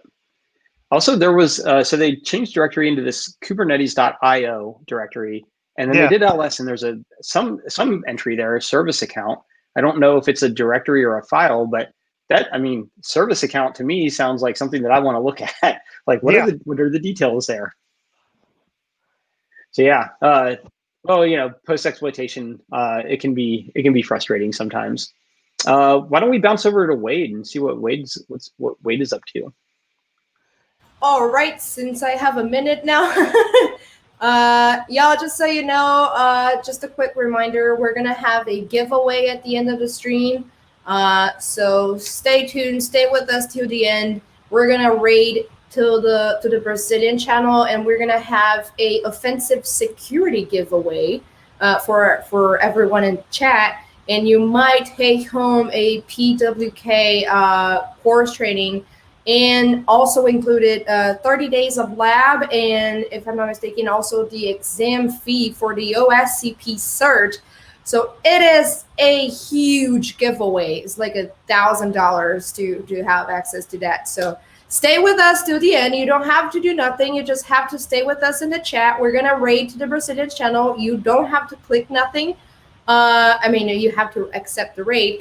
But once we're in the Brazilian chat, we're going to interview the winner to know how the process of the CTF worked for them. We are also going to go through the walkthrough of the flags, and we're going to have the OSCP, the offensive security giveaway. So stay tuned, stay with us, and you don't have to even do nothing. You just have to actually stay with us.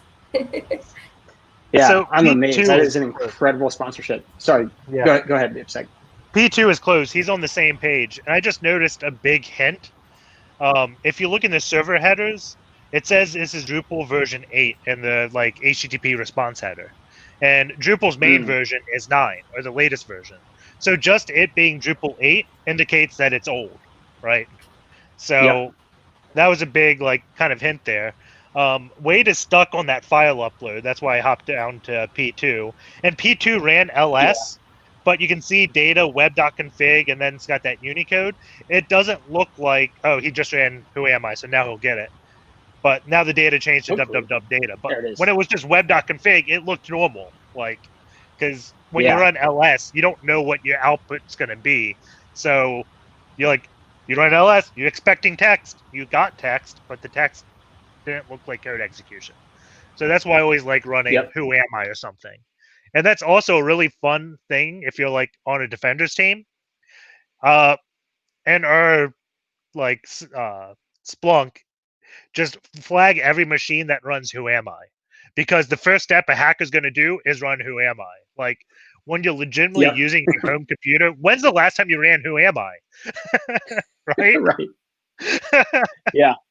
Well, for me, never, because I use ID.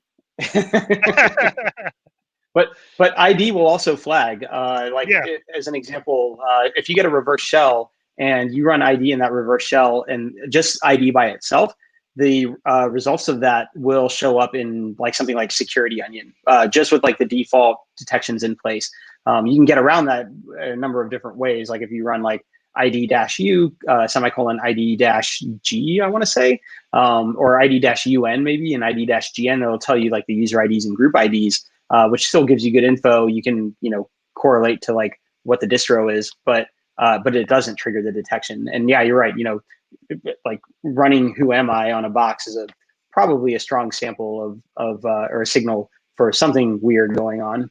Yeah, you're gonna have a lot of false positives, but like if you're bored for lunch and instead of sitting on YouTube or while you watch a YouTube video, like I'm just gonna run to see who ran who am I yesterday. Chances are you're not gonna really find anything, but there's a chance you'll find some really sneaky malware that bypassed all your signatures, but the operator ran who am I, and no antivirus in the right mind would flag that as malicious because it's a legitimate command. But it's just like it takes a human type of thing. Like I'm going to look at who ran who am I and then the next few commands and see if I can figure out what that application was doing. Oh, who am I and now sudo? That's weird.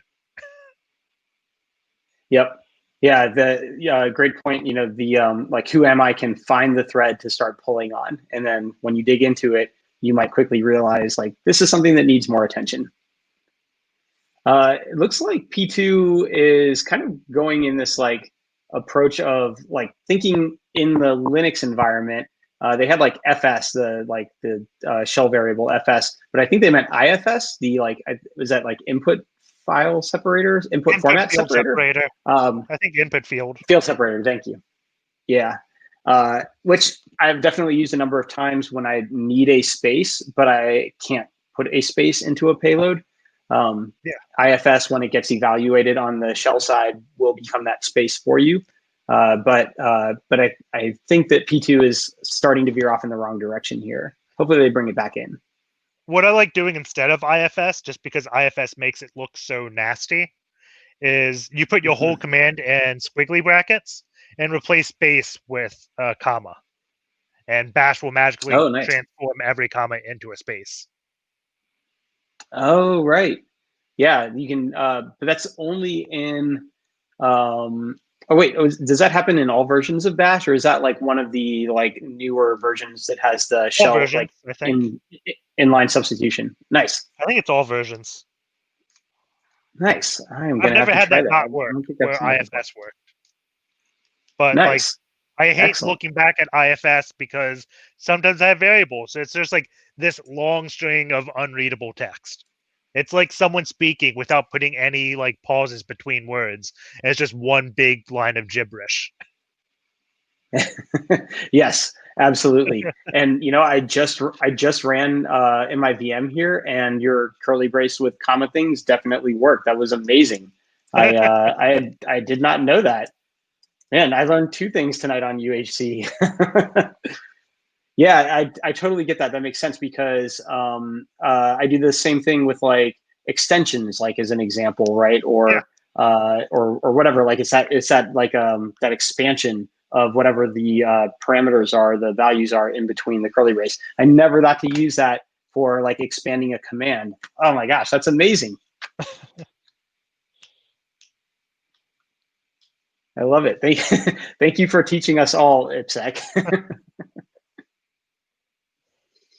All right, let's all right, yeah, this is the exact same Sam's Internet Storm Center post that we saw earlier. And going back to my sorry, previous go ahead. comment, when I said I don't think this is going to work because it's dated, I'll defend that with saying this is a 2018 vulnerability. That is true. I generally tend to add the year into my searches and look for newer posts. But as you mentioned, the HTTP response headers have the Drupal version in it. So given that piece of recon data, that adds the context of like, maybe I need to go back in time just a little bit. Quick reminder, y'all, we are now in the middle of our CTF. We are literally in mid-game of mid-game. We have an hour and a half more to go. And that means we have around 30 minutes more of the bettings. So if you want to bet your Twitch points or who's going to win tonight, now's the time. You just have to write exclamation point bets or exclamation point points to know how many points you have to bet.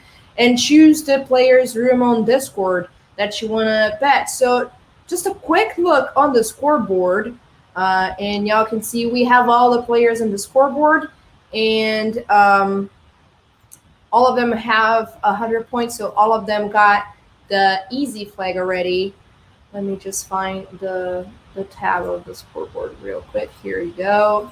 This is our scoreboard now. So we have all of them in the scoreboard. We have Waid in first place. We have Bray in second, Castillo third, Mateus, Exord, Pichu, Joao Rivero, PHX, and Jezio, JJ on last. All of them with 100 points, all of them with the easy flag.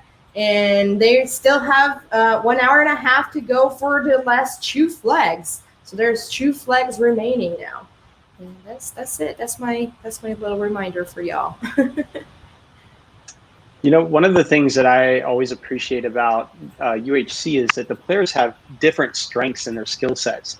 And so while one player might struggle with getting the initial foothold, they might be like really good at post-exploitation. And so you can see sometimes players will kind of be like low on the scoreboard partway through the game, but then once they hit their like sweet spot for like where they're really good at and have experience, then they just like take off and accelerate, and you'll see them grab flags like really quickly. So I have a tough time like placing my bet here. Like even though Waid got there first and is like a veteran and was in the finals, I'm not sure that Waid is necessarily the one that's gonna win. Like it's hard to know.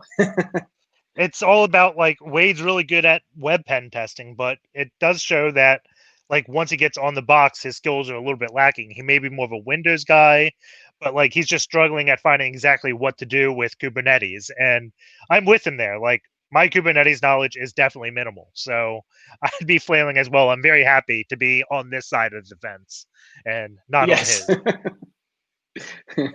Yes, my Kubernetes knowledge is approximately 0. So I am also glad to not be in this situation and to be here with y'all as commentators and hosts, as opposed to players that are being scrutinized by everybody else on the internet. So the one thing he is not doing that I would recommend doing is having multiple shells on this box. Like I'd probably have 3 shells. 1 shell for running a command. 1 shell would be an infinite grep. I'd be grepping the file system for UHC bracket, which is the flag format, to see if where user.txt is. Because I got a shell in the box, I didn't get a flag. Flag has to be hidden with my permissions. So I'd be running that. That takes a while, so that'd be in a different shell. And then I'd be using a find command to find files between 2 dates. And I'd be searching for probably the last week, because these are new machines. So chances are a file like the flag is going to be modified within the last 7 days. So I'd be highlighting files that have changed that. And maybe the flag didn't change, but maybe there's a Kubernetes secret file that changed. And since he's running find, not ls, maybe when he's in that kubernetes.io directory, there was a .secrets file that he just didn't see because he didn't do ls-a or find to show hidden directories. So always have multiple commands running, and it helps greatly. Absolutely. Yeah. One of the first things that I heard when I met people that started pen testing was always throw yourself another shell. And so that's I'm guilty of not always doing that. And then sometimes it's a huge pain to like get another shell back. But yeah, having extra shells is usually a good thing. And and yeah, great strategy with kind of, you know, doing the metagaming and thinking about how to play the CTF. Sorry, All right, boys, it's IPSEC favorite time of the stream. It is picture time. We have a print your screen moment and tag us. And we have this picture that we take for our social media for us to remember our streams. So if you want to take a screenshot of us, IPSEC will be smiling for our picture. As you can see, it's very charming. He's already ready for our picture. And that's it. Thank y'all. We're going to take our picture now. AirPod. Did you get that?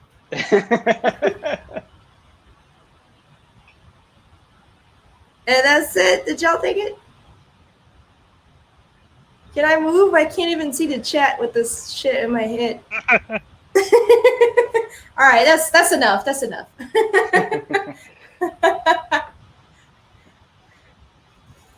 Nice. Let's go back to hacking.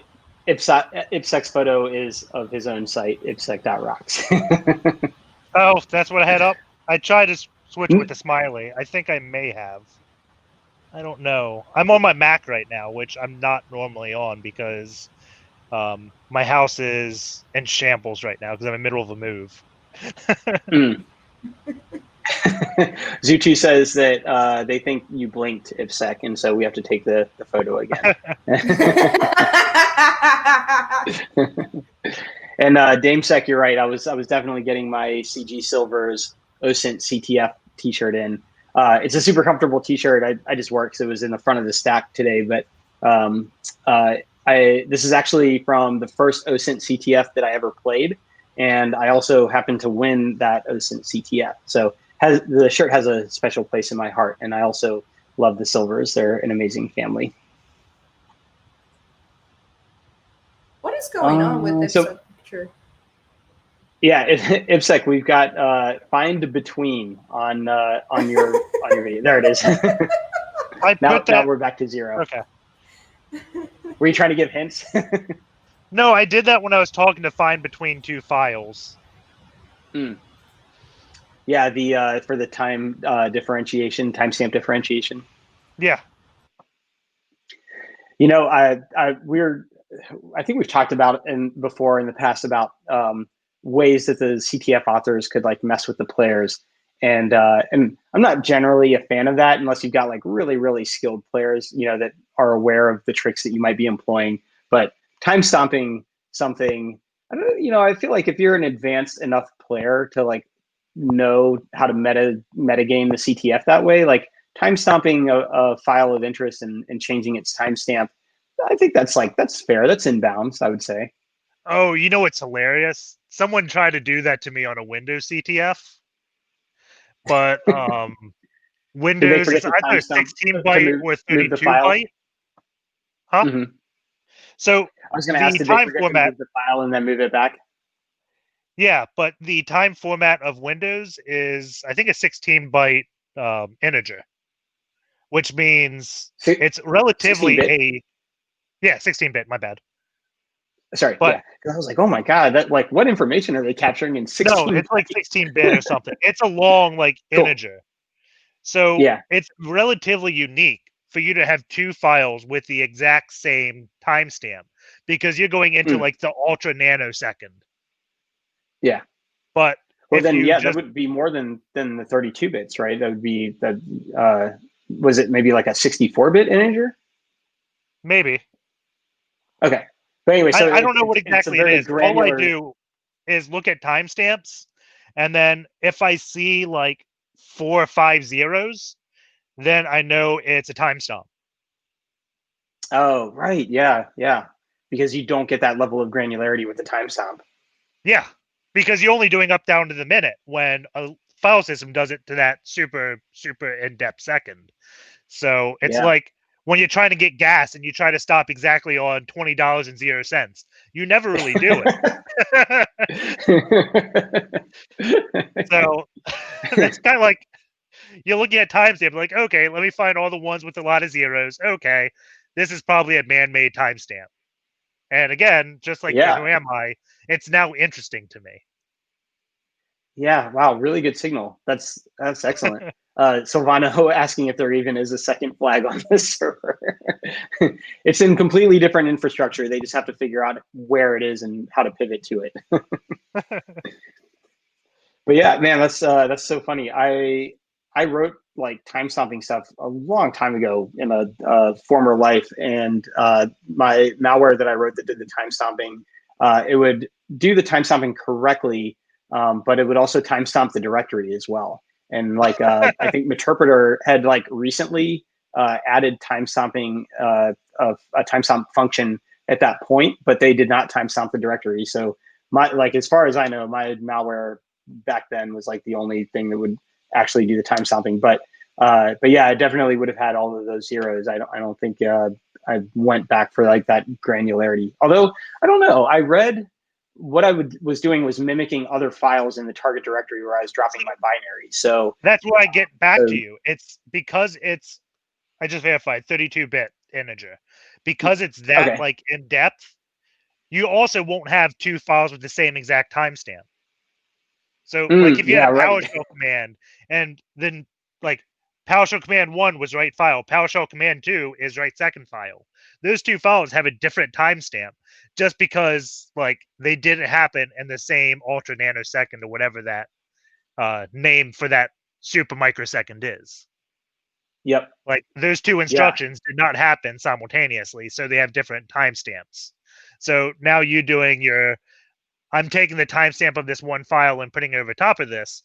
Now you stand out to someone doing any type of like frequency analysis, which is also common in any like malware investigation, is you just say, find me all the things, like all the unique things, and I'm going to look at unique where unique is 0 and where there's a lot of uniques.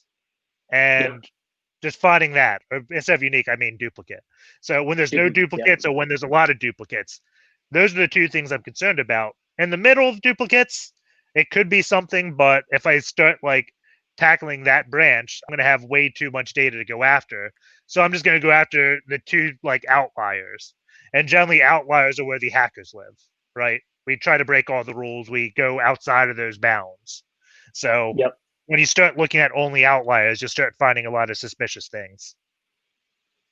And you'll also just find random funny things. Like my favorite one, like I wasted 6 hours thinking there was a compromise everywhere because Notepad was talking to LSAS. Like in my mind, LSAS is what stores Windows credentials, and Notepad is what hackers use. Yep. Like, why would Notepad talk to LSAS? But it turned out Notepad was talking to LSAS to authenticate against a printer. Oh, huh. I guess that makes sense if the printer is like domain joined. Yes. Yeah. Yeah, I would also, if I saw Notepad talking to LSAS, I would think that is highly suspicious. We're seeing P2 on screen kind of go through the same things that we saw some of the other players earlier, where they're trying to figure out ways to leverage this command execution. So previously, P2 was looking for Python on the box, and we saw them try which Python and then which Python 3, which is also something that I do. If I get on a box, I'll look for Python, and then if it's not there, I'll look for like Python 3 or Python 2, and then if that's not there, I might look for like Python 3.6m or something like that, because randomly sometimes I've seen very rare cases where they've removed Python and Python 3 in a CTF setting, but still the binary of like Python 3.6 is available or something. Yeah. But you can script that, and once you have a shell, it's way easier to look for those things. And if Python's not there at all, you can just use script, and script will get you a TTY. Yes, yeah. I had totally forgotten about that, and then I saw somebody use script for their TTY, their shell fix up recently, and I was like, oh right, like blast from the past. Totally forgot about it, because I just do the same thing every time, where I do like the pty.spawn and then export term and Control Z and FG enter, and then that's how I fix up my shell. But yeah, great call out on the using script to fix up the TTY. That was like a nice refresher for me recently. Yeah, why don't we take a look at Castillo and see what they're up to, because they were moving along, but then they kind of got stuck once they got that shell. Oh yeah, here we go. Just ran So, Linpeas finally. Yeah. Oh, sorry, we have a Dr. excellent. M, so he is in Docker. Nice. Okay. So yeah, let's see. Let's see if Linpeas finds anything interesting, like a socket overwrite or any other cool things. He found shell.php. Yeah. I'm guessing that's that reverse shell.sh website he used to get all this box. Yeah, quite possibly. Probably Or dropped maybe a file another and- player's. Could be another player's shell. Hey, Smothy in the chat asking for the rules of the competition tonight. This is a CTF that's going on. If you don't know what a hacking CTF is, it's a technical skills championship, technical skill competition for those who know about web hacking or pretty much anything related to hacking or infosec. So these competitors, the players, are going against themselves and against the machines to go for the vulnerabilities and find the flags there. The flags are the challenges. They have to use their technical skills to go after the challenges and submit the flags to get points. The rules tonight are very simple. They cannot attack each other. They cannot attack the infrastructure. And that's pretty much it. Whatever they go for the flags, whatever is in the scope, gets them points. And that's all. That's pretty simple. They have 3 hours. We're now in our we're 15 minutes away from our last hour of tonight's match. Whoever gets points first has advantage. So even if there is a tie at the end, whoever got the higher points, whoever got the points first, will be the winner. I guess that's all, right? It's pretty simple. Yeah. Yep. Pretty right much. Now, it. I think SDL would be the winner if it ended right now, because I think he was the first one to. Wait, was he the first one to? No, Waid would. Waid was, yeah. Yeah, because no one submitted the second flag yet. Yep. Yeah. Everybody's still at 100. As Marina mentioned, this is all like a pre-constructed environment. It's made to be hacked in this competition. So everything that's happening here is legal. All of the targets are made for this express purpose of being hacked in the course of UHC. And yeah, the players aren't allowed to target each other. And then there's as well a code of conduct where we don't allow any hateful content or obscene stuff. And all players have to be streaming when they play, so it'd be kind of stupid to stream yourself doing something illegal. Yes, excellent addition. That kind of goes without saying, but we'll say it anyway because you never know at the times that we're living. So I guess the bets are closed now. There's two interesting things too. Yeah, go ahead, Ipsec. So there's these .back files that he just skipped over, which could be very much just from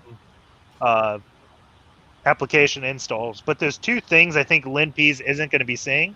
The person that makes these awesome exploitation scripts, which is what P stands for, I think it's awesome privilege escalation script. Yep. He does a lot of hack the box, and anytime he does hack the box and it doesn't find something, he tries to add it. However, I don't think there's been any Kubernetes in Hack the Box. So chances are Kubernetes isn't going to be in Linpeas. And the second thing, based upon previous UHCs, generally they have to get off the box and find something else. I don't see him running an nmap in the background. Like at this point, my one grep that was looking for the flag probably would still be running, but my find command getting a list of all the file dates, that wouldn't be running anymore. So that command or that window would probably now be doing an nmap against this environment to see if there's another host on this subnet. Like I think Docker's default is 172.16.1.1 or 1.3. It may say in this host file, but that would be my next look. That, and I would also be looking for whatever the default Docker and Kubernetes ports are. And I feel like there's like a 5-digit one that starts with 10, and I feel there's like a 23 one, like a 4-digit one that starts with like 2375 or something. But yeah, I would be looking for like, you know, are there like the management plane services exposed that I could like hit those and start looting, getting things out of those. But I will say that I don't think in a professional engagement, I don't think I've ever run nmap inside of an environment. Like once I'm inside, usually I'm like trying to use read primitives to find my way through. Like, you know, what's in the ARP tables, what's netstat showing as connections, what's in the config files, what does this box usually talk to, and how does it talk to that those hosts? And then I just try to move through the environment, you know, in that way as the behaviors of the environment would normally go. But it's CTF and we got a time limit. So in this case, I would be like, go, go, go, go, go, and map all the things. Yeah, in a work environment, you probably wouldn't always want to have something running because then you could always get caught. Yeah, well, you know, depending on where the blue team is, right? If they're not catching that, then yeah, you should be loud and you should get them up to that level of being able to catch those kinds of things. The other good thing to look at would be like SSH authorized key file, but now that's switching to even hashing for the IP address the keys go to. You can look at like the authentication logs of SSH to see subnets that are logging into the box, but CTFs, you may not like. Chances are you won't see that just because no one's really logging into these boxes. Everyone has their own unique box here, so there's no admins on the box. It's all shadow IT. Yeah. Skunk works infra. Yeah. I did see there was like a file that scrolled by, we missed it, but it was like a really long PHP file name that was like a randomly generated one. So I think that's like another shell that somebody got maybe through Metasploit or maybe that reverse shell .sh or whatever. But it was definitely, it looked like something that was like, you know, attacker tooling dropped on the system that wasn't named by a human. Yep, that was reverse shell.sh dropping that PHP command download shell.php, then executes it. Nice. There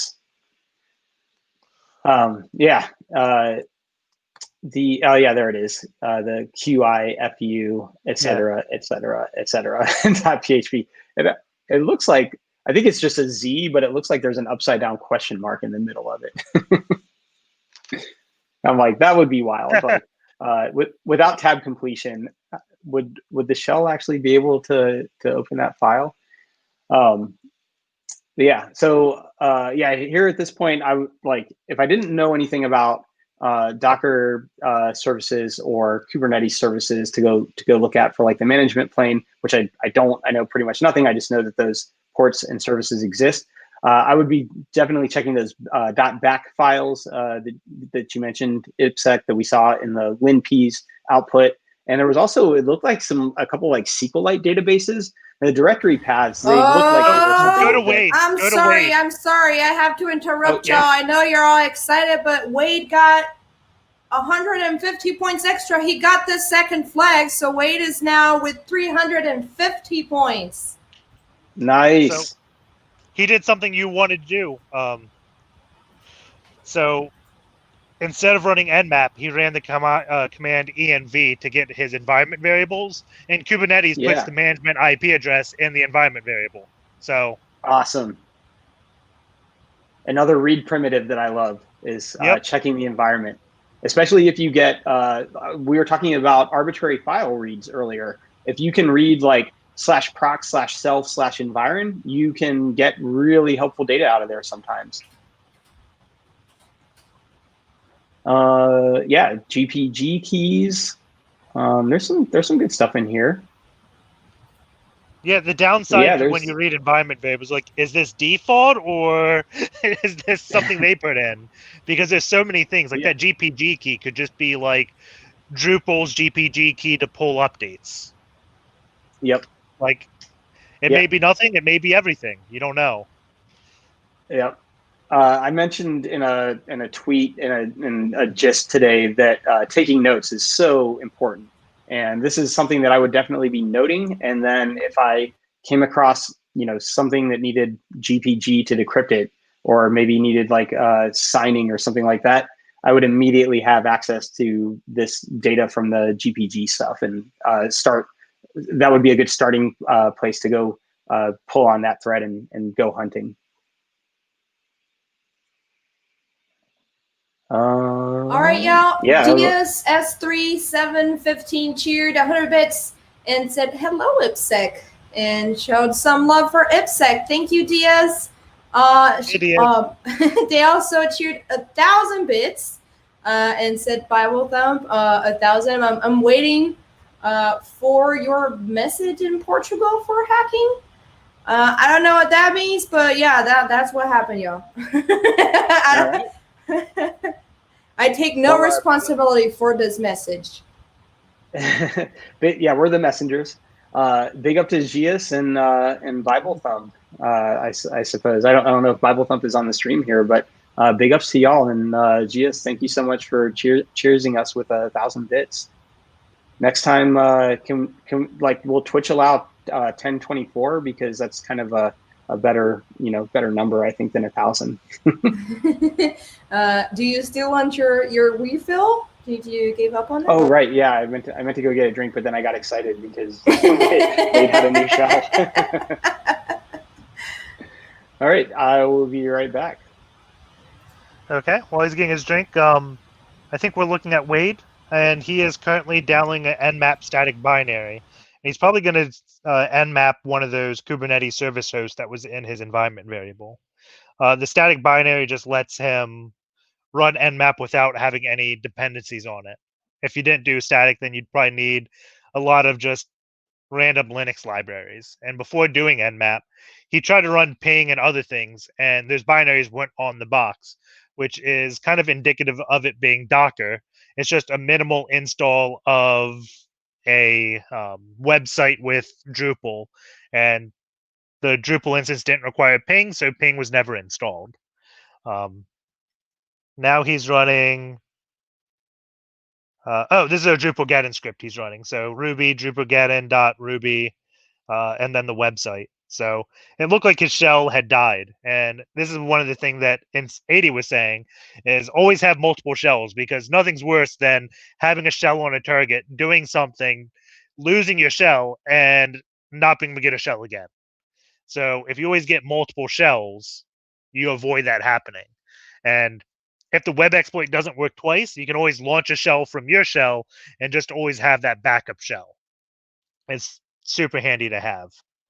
And if you run like script before running your netcat command, it will automatically log all the input and output to your shell.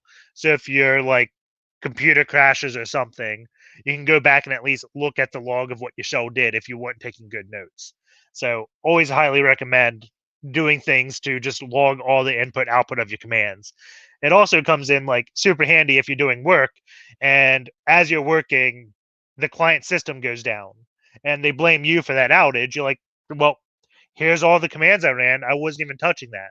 If you don't have any notes, then it's hard to prove you are not the cause of that outage. So always take notes. And me personally, I generally took notes like on a physical notebook, because it's much harder to forge a physical notebook than it is to do a file on the computer. Sure, you can like cryptographically sign files and things to make it like perfect and like this wasn't modified, but if you ever have to go like explain crypto to any C-suite level person, their eyes are going to glaze over, and it won't be nearly as good as here's this journal. You can see it's very hard for me to insert words in the middle of a page 5 pages ago because that's not how ink works. It's just something they can understand. So we see him now, I think, running MSF Venom to try to get a Meterpreter shell on this box. And having Meterpreter may allow him to run some auxiliary scripts that he wants. Maybe like a Lin Anum script or something along those lines. And also, he's doing kubectl, and this is going to let him talk to the Kubernetes management interface. So because it's a minimal install, it doesn't have the Kubernetes management, because why would a Kubernetes client need to talk to the Kubernetes management? It's not designed to swim back upstream. But he's going to put the kubectl on so he can swim upstream. And now he's just verifying it works with the -- client command. The next thing he's going to probably do is try to access the storage to see if he can download the disk. A lot of times these like Kubernetes or Docker things, you may not be able to access adjacent machines, but you'll have like admin permissions to your disk, and from the client you can download its disk and then access like the root SSH key of that thing or the shadow file and decrypt things. So I think that's what we're going to see Waid do, is try to pull the disk down, or at least files on the disk as Kubernetes, and escalate that way. Damesec in the chat said, Marina listening like, oh, can I do some social engineering? Actually, social engineering is not allowed on UHC. You cannot social engineer your way into the scoreboard, unfortunately. And that's actually good because, you know, if you don't have an actual thought out CTF for social engineers, that's very close to crimes. Social engineering still like, you know, you really have to know what you're doing to not get yourself into trouble. So that wouldn't be advised to go like, you know, to have like people that are not familiar with social engineering and what it takes and what you can or cannot do live on the internet. But notes apply to social engineering. So whenever you're going through your OSINT, if you don't take notes, I don't know why you're doing OSINT in the first place, because you're never going to remember the entire life of the entire director's board that you're studying for, you know, for your targets. So yeah, take notes every time. They're very important, no matter if you're going for web hacking, social engineering, or whatever is your field of study. Hey, did I see Waid also using reverse-shell.sh like right before I left? Did he? I did not. It's possible. I thought I saw that. So I was like, oh my gosh, there's two different players. Okay, well, yeah. I thought I saw it in the terminal. But yeah, so what did I miss? What's the haps? I see Waid using and also I don't know how to pronounce this. Is it cube control? I say kubectl. Kubectl. All right. Cube cuddle, like cube cuddle. I don't know. We'll have to ask. I think we'd have to ask like Ian Coldwater. I think they're the like definitive authority on how to do all the pronunciations. But he dropped kubectl on the box, so now I'm guessing he's going to pull the disk.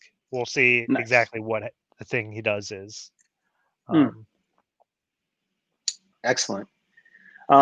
Folks on the stream, what are your 2021 goals? Put them in the chat. Tell us what you're aiming for in 2021. I know I want to publish some hacking videos. I've got a bunch of music that I want to publish. I'm like really excited to see what everybody's going to do in 2021. IPSEC, what about you? Any 2021 goals? Well, I just bought a house, so keeping the house clean will be a big one, and a lot of exercise goals. I have a Peloton bike that I want to try to do daily for this year. That's awesome. Are you is there going to be like a hack the bike video And and you're like, I've got a root shell on my Peloton, and now I've burned over 9,000 calories. Maybe after I get in the shape I want. I don't want to. If I could just hit a button and have my scoreboard show I rode my normal 60 minutes, I may be tempted to do that some days. It's not Right. an ability I want to give myself. Absolutely. Yeah. I did a fitness challenge with some friends years ago, and we called it Fitcoin. And at the time, Bitcoin was at $650 a piece. So we each bought one Bitcoin, and there were just 3 teams. So the winner got the third place team's Bitcoin, and then the second place team's half of their Bitcoin. And we did it for like a few months, but we were all like security people. So what ended up happening was, like, instead of us doing like good, healthy habits, we were like totally hacking for like the metrics. So like, as an example, like actually the day of the initial weigh-in, we did a weigh-in to like, here's your starting point. And then a month later, we do like a weigh-in of like, here's your progress. On like right before the initial weigh-in, I ate 2 dinners, and I weighed in at the most I've ever weighed in my life. And so even if I did nothing through the month, my weight would just come back on its own to normal, and I would already have, some kind of accomplishment. And then in the last week of the challenge, I did like a juice cleanse, but I didn't do the juice cleanse in like the way that you're supposed to do it. You're supposed to do like 2 juices per meal. And I was doing like 1 juice and then like vodka Red Bull and water. And then that was it. And so I lost like a ton of weight. I won some Bitcoins, which was cool, but it was definitely the same thing where it was like, I can totally make it look like I'm performing well, but not necessarily actually performing well. Well, if you kept those Bitcoins, that like $1,800 you won is now 110K. Yeah, right. I'm so rich. Just kidding. I'm not. I dumped those Bitcoins long ago, unfortunately. Yeah, By let's dumped, see. you mean lost. No, I did get the money out of them, but yeah, I did have a wallet where, fortunately, the Bitcoins that I had in it were like very cheap, like $3 each or something. Yeah. I also got doxxed years ago, so I lost the Bitcoins that I had in Mount Gox at the time that happened, which was amazing. So I just wanted to say, I saw like a very shitty comment about social engineering here in the chat, and I think we should talk about hacking as it is. If you think you can put a label on hacking, you already started the wrong way. Hackers don't need permission. Hackers don't need label. And if you think hacking needs, someone at the door like a gatekeeper, you also got hacking extremely wrong, because while gatekeepers stand in the door, hackers are, jumping out the fence and going through the back door. So we actually don't freaking care what you think hacking is or not. Hacking is like a mentality, right? Hacking is a lifestyle. And whichever way you find to explore something, to find its vulnerabilities, to know the process and to innovate the process, to break the process in many pieces and take advantage of your own point of view, of your own process to make that process better, or to take advantage of it somehow. That's hacking. You can hack people, you can hack computers, you can hack systems, you can hack pretty much everything that has, a process, a traditional process in our society. Either a social process, either a technical process, either a technological process, economical process. That's the beauty in hacking. That's the beauty of the journey of hacking, because hacking is all about the journey. Hacking is about learning new things, throughout your own journey, and finding new journeys as well, and having fun doing it. So if you're a gatekeeper, I am so sorry to tell you, no one cares, because you're actually just embarrassing yourself, because the hackers are not worried about your front door. I mean, hackers, the very first hackers weren't even computer related to begin with. So, Exactly. Yeah, I always think of hacking in a way of like having a deep understanding of things or finding new ways to use existing things or create new things, right? Like one of the like early examples that I think of hacking is like the invention of the arch, right? Like all door frames were rectangular and 90-degree angles. And then someone was like, ooh, like what if I do this thing that's different? And they made the arch. And I'm like, man, that's crazy. You know, like I bet people's minds were blown when they figured that out. And so hacking is definitely not computers. Actually, I like to ask in job interviews, tell me about a time that you found some kind of like security or just regular like vulnerability, but it doesn't have to be technical. And people will come up with all kinds of things. They're like, oh, I figured out a way that, you know, I was able to like submit a bunch of random votes for a poll and, you know, like influence the poll outcomes, not the elections, just to be clear, just a random web poll.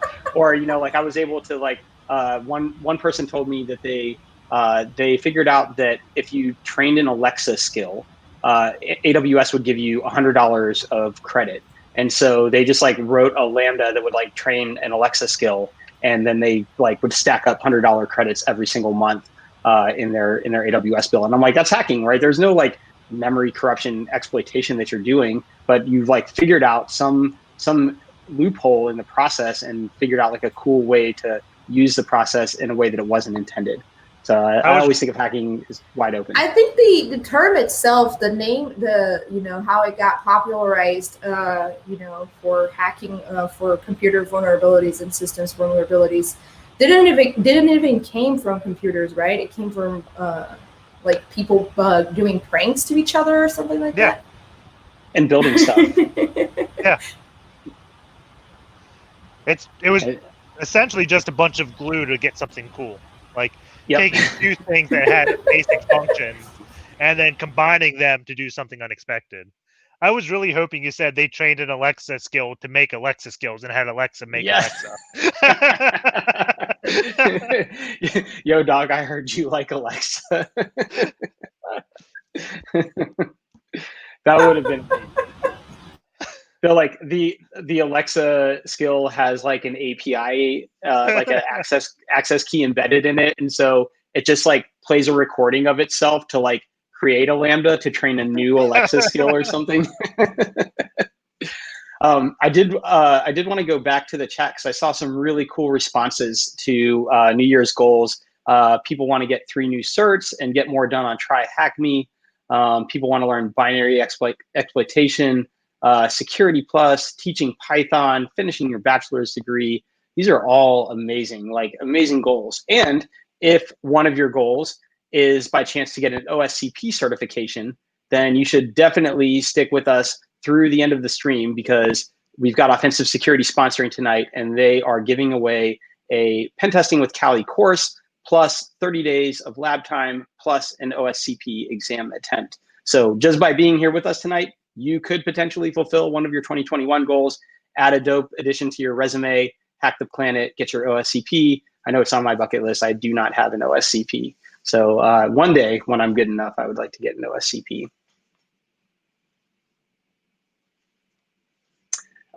We're watching Castillo. Waid is kind of like working on some stuff. They've got like a different like Drupal exploit up, and it looks like they've got a separate build of Netcat, and they're trying to like, I think, set up a listener and run an exploit and get a reverse shell at the same time. Looks like they got the reverse shell, but they're in his www data that we saw before, and another dropped web shell that we see there on the bottom. Oh wait, sorry, we haven't moved over to Waid yet. My bad. We're still on Castillo. Marina, could we jump over to Waid, please?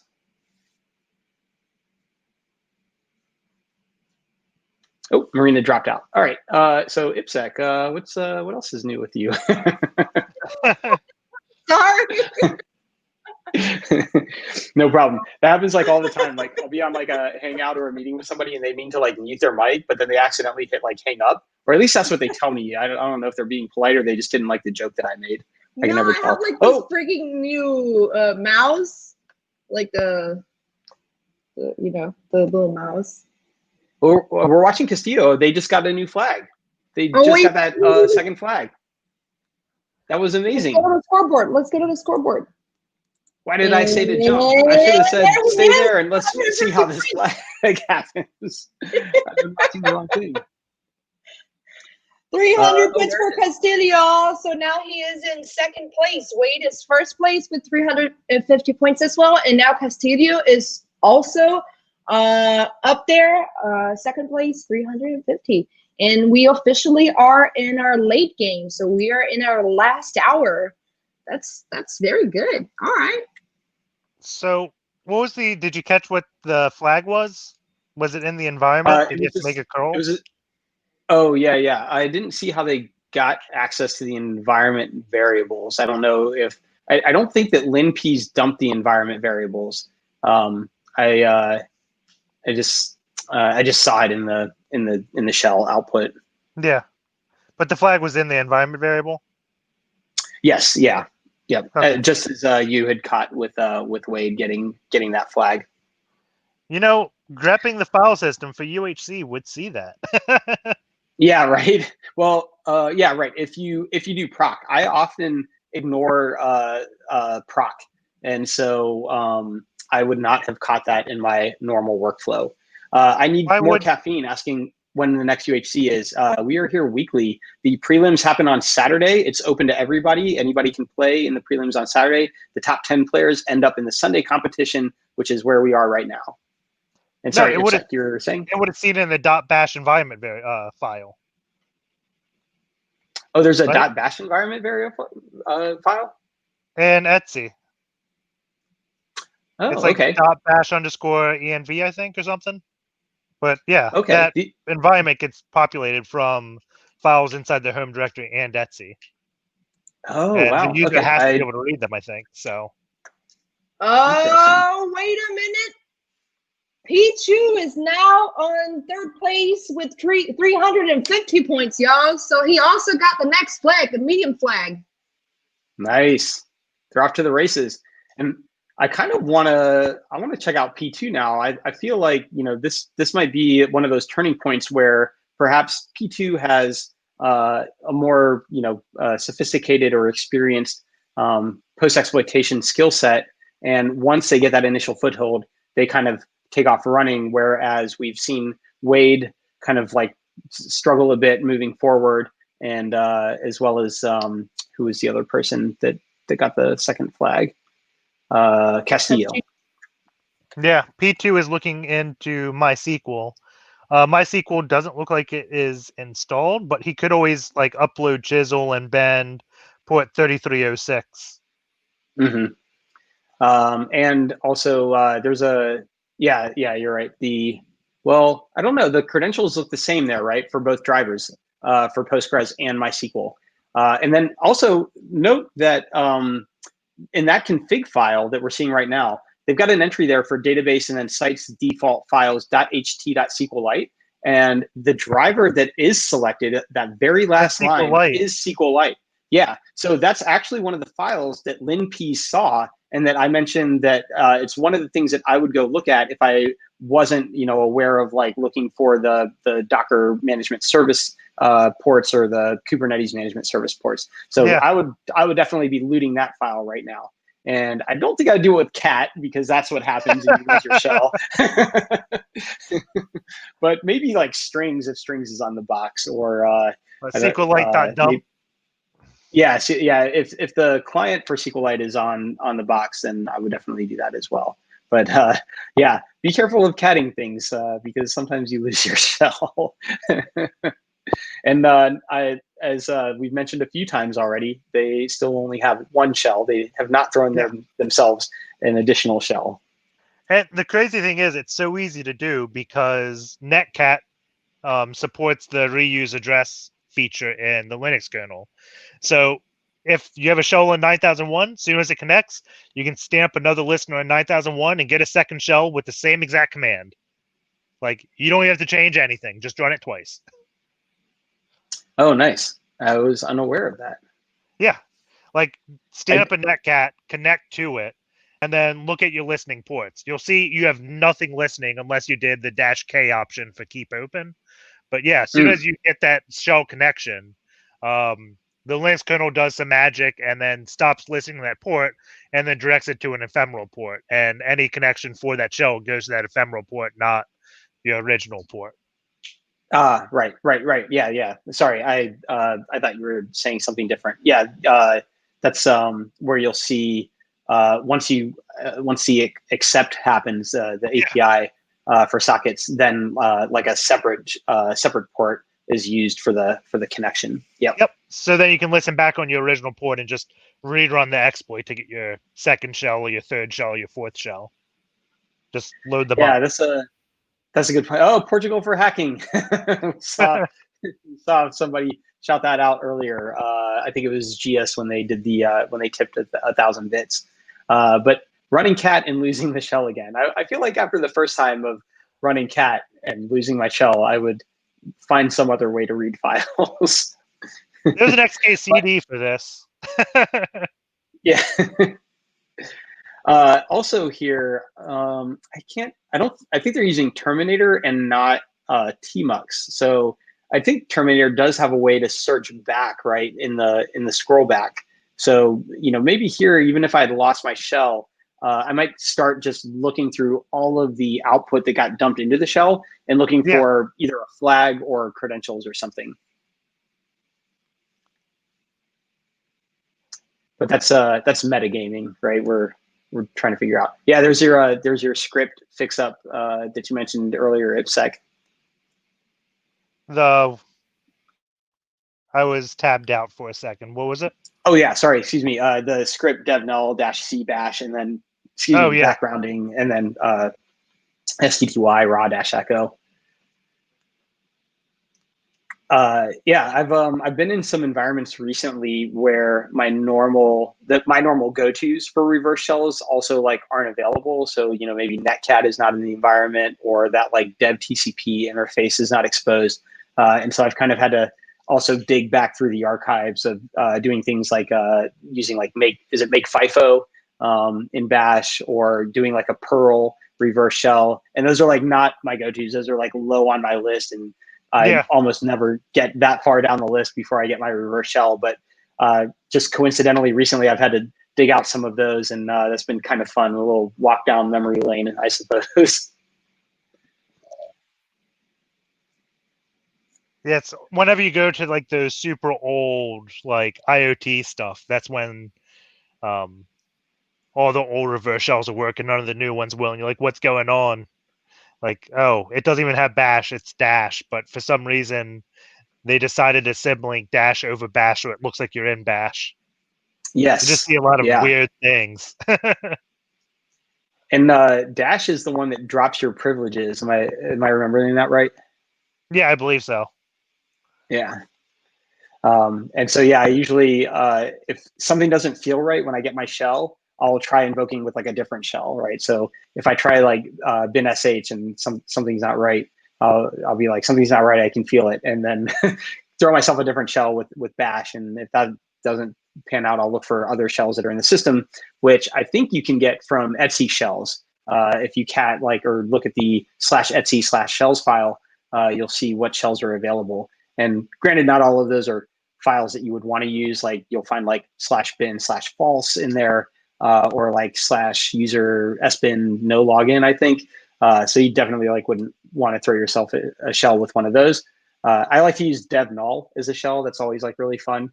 But sometimes I had one CTF where I saw, I think they did like a really weird thing where the normal shells like sh and bash were like symlinked to something that wasn't good. But then if you like threw yourself like, or if you got into like, if you used rbash, which is restricted bash, that was okay. And then you could like break out of the rbash somehow. Also looking for busybox, or like if you see ash on the box, that's usually a good indication that you can use busybox to do some things. So I think Waid is getting somewhere with his kubectl command.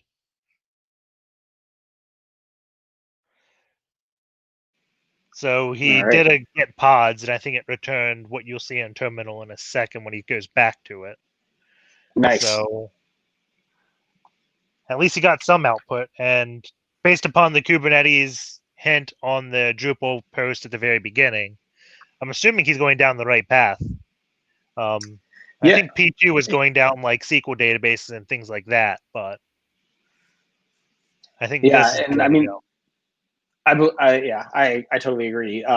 You've got there could be some loot to be had in the SQLite database for sure, but I wouldn't spend too much time there, especially like you said, given that context of the context clue of the Kubernetes output at the beginning or the Drupal post. I feel like from also like more metagaming, right? What we've seen in UHC in the past is you'll sometimes end up inside of a container and then you need to get out of that container and onto the host. And then that's where those flags are. I feel like the path here is going to be finding a way out onto the host that's running Kubernetes, getting a user flag or privesking to root, and then getting the root flag and then going back for I guess there's only one flag left. So yeah, it's going to be get on the host and privest to the root flag for sure. Yeah. So I bet on Jazel, and so I'm totally rooting for a like Jazel come from behind, get me my my 80 hacking coins back. is he hoarding all the flags? Where's he at? Does he have a shell? Yeah, I hope so. It didn't look promising last time that I looked at Jazel. They were everybody else was like had shells, and they were still looking up like Drupal-geddon exploits. So I don't have a lot of faith at this point, but you never know. It could be like a delayed Christmas miracle or something like that. He either has something where he's frustrated on his screen, or it says "Be right back." It's something in Portuguese. Nice. I need more caffeine asks in the chat, is there any indicator of a rabbit hole other than experience? And for me, it is kind of just the pattern recognition of, I've been in this situation before. I feel like I'm spending too much time doing one thing that's not netting me results, and I should go maybe look at something else. And like IPSec recommends, having some kind of recon always running will then give me more things to go look at. But I don't know. You could. I read a thing about taking the OSCP.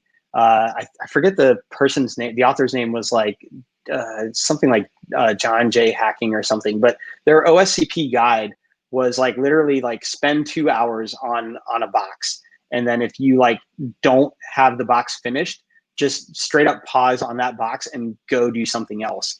And you like when you come back to that box, you'll kind of have like a fresh set of eyes to look at it. And so that might be a way that you could at least set like boundaries of like, when am I going too far down the rabbit hole, as opposed to like, when do I need to go look at something else? Set a timer, right? And just say like, in 1 hour or 45 minutes or 2 hours, whatever time you want to set, like, have I gotten to my objective yet? And then if not, back up, take a step back and take a look. I don't know. That's my thoughts on it without having to have all of the pattern recognition developed that comes with many hours in front of a keyboard. IPSec, what do you think? My whole thing is just keep everything stupidly simple. So instead of going straight for the reverse shell, like which curl? Okay, curl exists. Can I curl my IP? I can't. Okay, that's weird. I know curl exists, but I can't curl my IP. I'm gonna check a different binary. Is this the same thing? Like, if you go back to the very beginning block and try things, you'll see where it breaks. And based upon where it breaks, you can know if you're in a rabbit hole or not. Like, maybe you type this huge, like, reverse shell one-liner, and the bad character in your reverse shell caused the page to error, and you're going down this reverse shell, like, theory because the HTTP response size was 0 when you expected a 404, but it was 0 because you just put a bad character in your header and the web server birthed. But because the web server birthed, you just assume I throw a reverse shell, web server birthed, it must be my reverse shell and not bad character. Like, if you had ran like Fuff or W fuzz and did a character fuzz against that, you'd see, oh, the web server buffs on that character, that's what had the behavior of my reverse shell. It's just being able to do, like an 80 said, is pattern recognition. It's seeing what the web server does and recognizing why it does that. Another thing, like way back in the beginning of this, when we talked about file uploads, I said my first code execution attempt would be echo hello, because echo hello's never going to be blocked. Also, echo space hello works in Bash, it works in PHP, it works in a lot of languages as well. So you have that going for you as there. And if you see it say echo hello, you didn't get code execution. But if you said it showed hello, yes, I got code execution. I can keep going down this path. And if you have recon going in the background as you go, and once you get frustrated, like, okay, I can't figure this one piece out, you go back, you see, oh, I had all these other things running. This is the piece. I was going after MySQL, but this thing's now telling me it's SQLite. Let me just download the SQLite database to my computer, and then I'm going to look through the rest of this output. And the reason why I say download SQLite to your computer, because you'll have all your correct binaries to play with it on it. Like if you like SQLite to .dump it, you can. If you want to open up in some type of GUI and navigate it that way, you can. If your shell dies or your target goes offline, you still have the SQLite database to look at while you wait for things to get fixed. It's just always taking good notes and hoarding the data and doing things simultaneously, I think. Yeah, multitasking definitely beneficial, and moving things into a more friendly environment also helpful, right? Just like your point about SQLite and fortunately SQLite is single file, so it's easy to just move the content. Silvano had an excellent addition as well, saying in traditional CTFs, Silvano goes by the level of the challenge. If it's easy and taking too long, that means it's probably a rabbit hole. And that plays right into the metagaming aspect as well. Although I feel like in UHC, that's kind of difficult because there's only 3 flags. And so it's kind of hard to say like what is going to take to actually get one of those flags. We've seen stuff all over the board, right? These are unique CTFs that get made every single week. So it's kind of hard to keep consistency week to week or like over a long period of time as far as like difficulty and challenge goes, while still trying to make a CTF that somebody should be able to get through within a 3-hour time span. But yeah, a great point. When I play CTFs as well, I think about that. Although another metagaming approach could be to just kind of move on and don't necessarily worry about the easy points, right? We've seen a number of players do this where in UHC, they'll get like an intermediate flag, or they'll just go for the hard flag and they'll get that like root access, at which point they have the ability and the access to introspect across the entire CTF environment, and then they can go seek out those earlier flags that they kind of skipped over. All right, so y'all are talking about the I'm gonna win player that showed up out of nowhere in the scoreboard for a minute and had 250 points. It's someone that got the advantage of the fact that the staff forgot the registration opened for like a minute and someone went there and registered and submitted. Yeah. I'm gonna win. We don't know who you are, but that was so good. Thank you. You should go for the qualifier next week because you're probably very good. You got 200 points out of nowhere, bro. Well, I think my guess is they siphoned the flag off of the stream, which I like your work ethic. But even work smarter, not harder. I love it. That was so good. Silesian comes to mind, Silvano said. Yeah, where is Silesian? Note that we haven't seen Silesian in the same room as any of the Discord players. So I don't know. I feel like this might be Silesian. That was so good. Silesian, if this is you can just play, bro. We predicted Silesian would not win. Right. Yeah. Proving my 2021 prediction wrong for the first UHC. All right. So we are, let's see, Marina, you've got P2 up. And there are 3 players at 350, I think. P2 doing the normal hacker thing. When we have no idea what to do, we search. And so I saw P2 searching for Kubernetes pen test methodology. And I like to do that kind of thing. IPSec, I see in your videos, you'll do like GitHub and then, like the target and then exploit as an example. So yeah, having the ways to search for things, very valuable. IPSec, what are your like favorites in addition to just searching on GitHub? Hacktricks is a good one. GitHub. Oh yeah. If it's something like this, CTF time, I'd go search all those Yes. write-ups and look for recent ones. I would also be following whoever creates all these challenges, since it's only like 2 guys or 1 guy that creates all the challenges, and just stalk the hell out of his GitHub, Twitter, etc., and see what he's looking at. Like, Yeah. oh, all of a sudden, this guy talked about Drupal. I wonder what's going to be in a UHC in a week or 2. Yep. Excellent. And I saw there was a thread on Twitter about doing like a pros versus pros CTF, right? Where I think the author mentioned doing like some folks from Trusted Sec and some folks from Black Hills, and then doing kind of like this setup, and having like and then there was like a reply of like having a UHC style commentary around that. And IPSec, I saw you mention like, oh yeah, if these people made the bots, like I already know like how they would think, and so it would be too easy. I would be able to like figure out my way, without necessarily knowing. Yeah. To tell you all, the dude that made the machines tonight was not Kadu though, because Kadu was busy with UHC Labs, which is a platform with UHC learning points and challenges. It was Magno, the other commentator from the Brazilian Live. So it is awesome. 2 guys. Yes. Well, and I think in one week we had B helping out, making the challenges, yes. right? B did help out with one of the machines ones. But yeah, so just basically, OSINT, I won't say stock, but OSINT, the top UHC players and the UHC main challenge creators, and then you can get some ideas of what the challenges might be coming up. Yeah, so we're watching P2 currently. I kind of want to go back to Waid because I think Waid was getting like really close. They had the I want to say cube cuddle. I don't know. It's cuddle at the end. That's what I want to say. Yeah.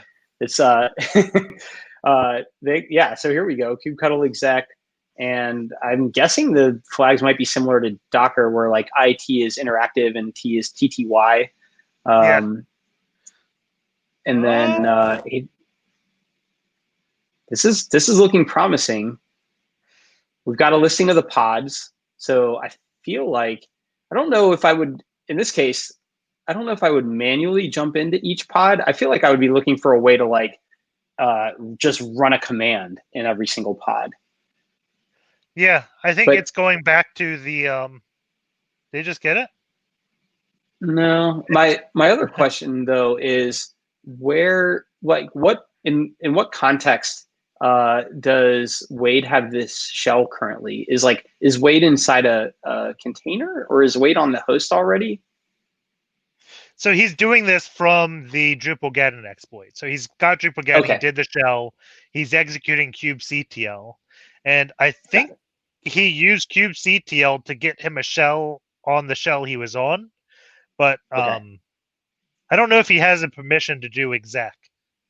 Like, it goes back to what I was saying, keep it stupidly simple. Like, what's more simple than executing a command? Downloading a file. Like, that's where I'd start at. Like, if I can see someone restricting the privilege to execute a command, but I can't see someone giving the privilege to execute a command, but not giving the privilege to read from the disk. Yeah, exactly. So I'd start at reading from the disk. Yep. Yeah, we're and I mean, 30 minutes away from the end of the championship, y'all. They only have 30 minutes now to to go for the win. If no one gets any more points, Waid is gonna win because he got 350 points first. So Nice. 30 minutes for Castillo, Pichu, or any other of the other players to go for the win. It's getting What about close. Oh, never mind. They're not on the scoreboard anymore. Well, that name was a false prophecy. Yeah, in this case, so in the describe output, I see there's a Docker image listed, right? And then there, like, it looks like it's got a path in ECR. So I would be curious. One of my thoughts would be, can I pull that image and just like take a look like inside the image by itself? Because if so, then I've got like complete access to everything, right? And maybe there's, right now, Wade's shell is as this www-data account. But if you just pull the image, you can get root access. You can totally introspect inside of that image, and you might find something that gets you access somewhere else. Or you may just find that's the the right root path flag. or You not. don't need a git shell. Right? Yeah. If you just get root, easy. I think that's one of the things many people like put too much emphasis on. At least, especially like going from a CTF to an actual corporation is like all their focus is getting domain administrator or getting root. Like, Yep. 9 times out of 10, you don't need that access to prove value. Like, Yep. you're after the Yeah, data 100 and to show like how that data could maliciously be used. Like, that's your goal. Your goal isn't necessarily just to be like, oh, I got root, I could do anything. Like, no one's gonna like that report. You always have to Exactly. kind of show what you did. Like, because I got root, now I can do this. Absolutely. Just to quickly address folks in the chat, I need more caffeine. I don't think that the players normally publish write-ups. I don't see them taking notes as they go along, so I wouldn't expect write-ups to be published. But reruns or we publish the video for on demand on YouTube, so you can definitely watch any of these at a later point on YouTube. And then Oscryptor asking if the qualification round is similar to the final. And I'm not sure. I don't think that the skill sets required to place top 10 in the qualifying round necessarily map to the skill sets to winning on Sunday night in the finals. So yeah, I don't believe that they're similar in the format where you have to get flags and work your way through the environment. But as far as like the types of challenges, I don't think that they are necessarily comparable. Silvano asking how the Falcon 9 is coming along. I'm just waiting for Elon to move to Austin, and then I think he'll let me just pick it up in the front yard. We are trying to get a Falcon 9 to hack live on UHC, y'all. So if you can't, please, hashtag UHC, hashtag Falcon 9 on UHC and at Elon Musk so we can have that sweet moment here on UHC live for y'all. Also about the write-ups, we don't have the actual write-ups. We have the interview with the winner at the end, where we go through the challenges with the machine's creator as well, doing the walkthrough.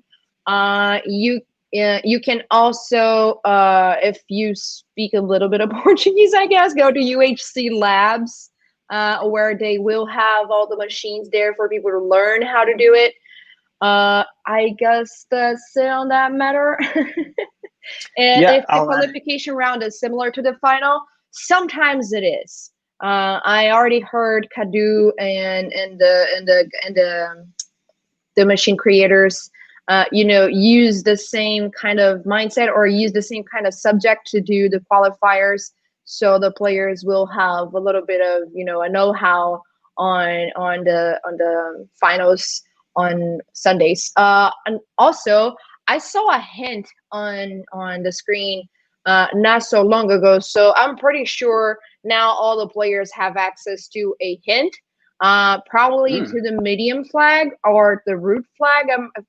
I don't actually know, but the staff can give me a shout out here in the private chat. But yeah, we do have a hint live, and it's the last now 20 minutes. Ooh, time's ticking.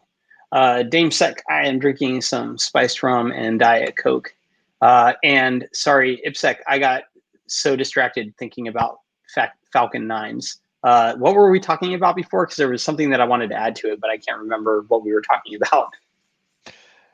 I actually do not know. I was All right, well then never daydreaming of mind. hacking Falcon 9. I think it was keeping something simple and not needing root or admin on pen testing and just like trying to find Yes, what they're actually looking for. that was it. Yeah, absolutely. So the addition that I had was that in almost all of the operations that I've run, I have not needed to get root or domain admin. I just use the environment as the systems are intended to communicate, and I get the things that are meaningful to the executives, to the business, right? So like what the business cares about is my customer data safe, or like is my source code safe?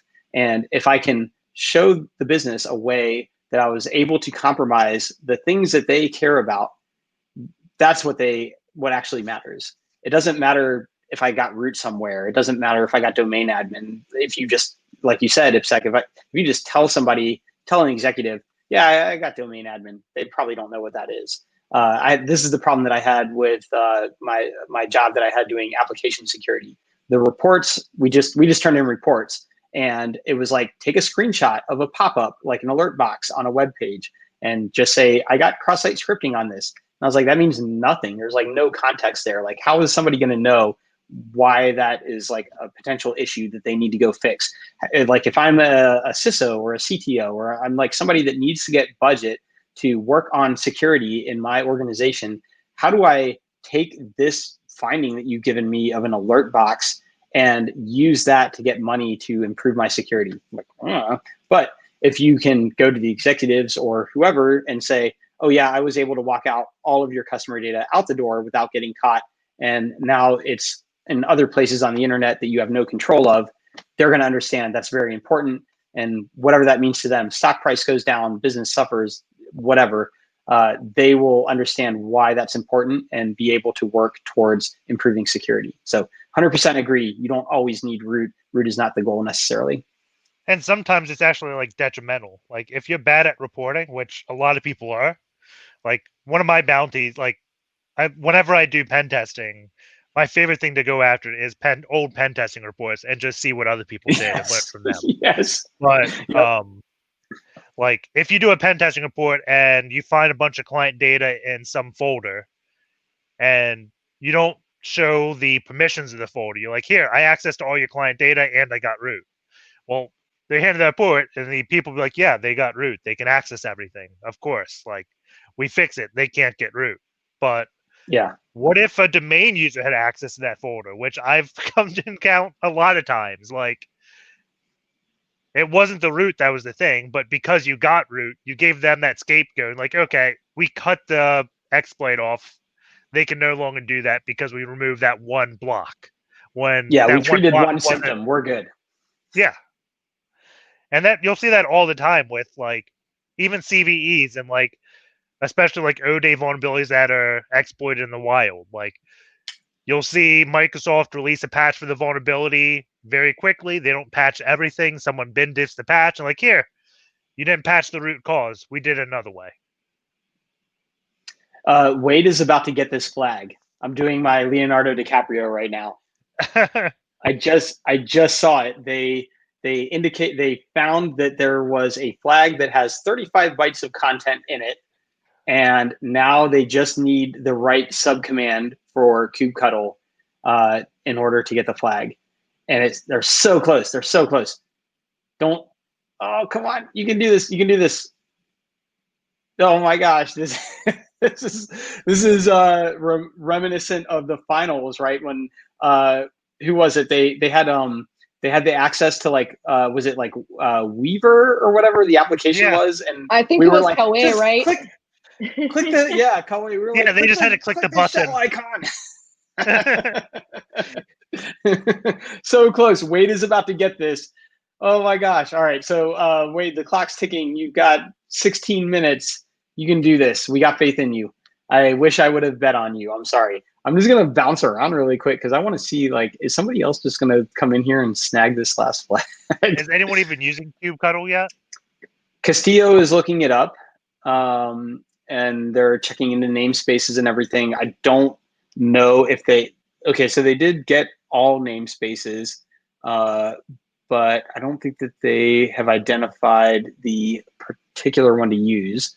So Castillo's getting close. They're literally, I think they're literally like 3 or 4 commands away from, maybe if that, 3 or 4 commands potentially from getting the flag. But I don't know that they're going to make that linkage quickly. Let's see. Got it, I think. Did Waid get it? Waid got it. There's base 64. It is. Oh, yes. Yes, there it is. I was going to say, I now know the magic bytes to the base 64 since I typed it. If it begins with DW, what is it? It's DW, I think H. There we have it. Yes. He got it. He got root. Nice. Wait, Well got done, it. Waid. Oh Everybody my, stick in with the us last- because we've got the offensive security giveaways. We're going to raid into the last Brazilian live 15 stream. minutes. There's offensive security giveaways for pen testing with Cali, plus Yes. 30 days of lab time, and an OSCP exam attempt. Yes. Just stick with us. Yes, we got it. Waid got it in the last 15 minutes. That was amazing. Please stay with us, y'all. We're gonna raid into the Brazilian channel in just a few minutes. Don't worry, we're gonna have both languages going on. We're gonna have Portuguese and we're gonna have English at the same time. So bear with us. We are gonna try to do like a live translation, the best as we can because the players are all Brazilian. And we also gonna have Brazilian commentators, and the person who actually does the flags are also Brazilian. So now we're gonna raid into their channel, and we're gonna translate at the same time. And you just have to stay with us and accept the raid, so we're all transported to their lives. And when we're there, we're gonna interview the winner. We're gonna have the walkthrough of all of the challenges. And we're going to have the offensive security giveaway. So if you stayed with us, we're going to have a huge giveaway. It's PWK, penetration testing with Kali course. It's the definitive foundational course behind the OSCP certification. And it also comes with 30 days of lab access and the exam fee for the cert. So that is a huge giveaway. That is a $1,000 giveaway. And you don't even have to do nothing. You just have to stay on the chat with us in the Brazilian live stream. So we're going to raid in just a few seconds, I think. And yeah, thank you all for staying with us. This was awesome.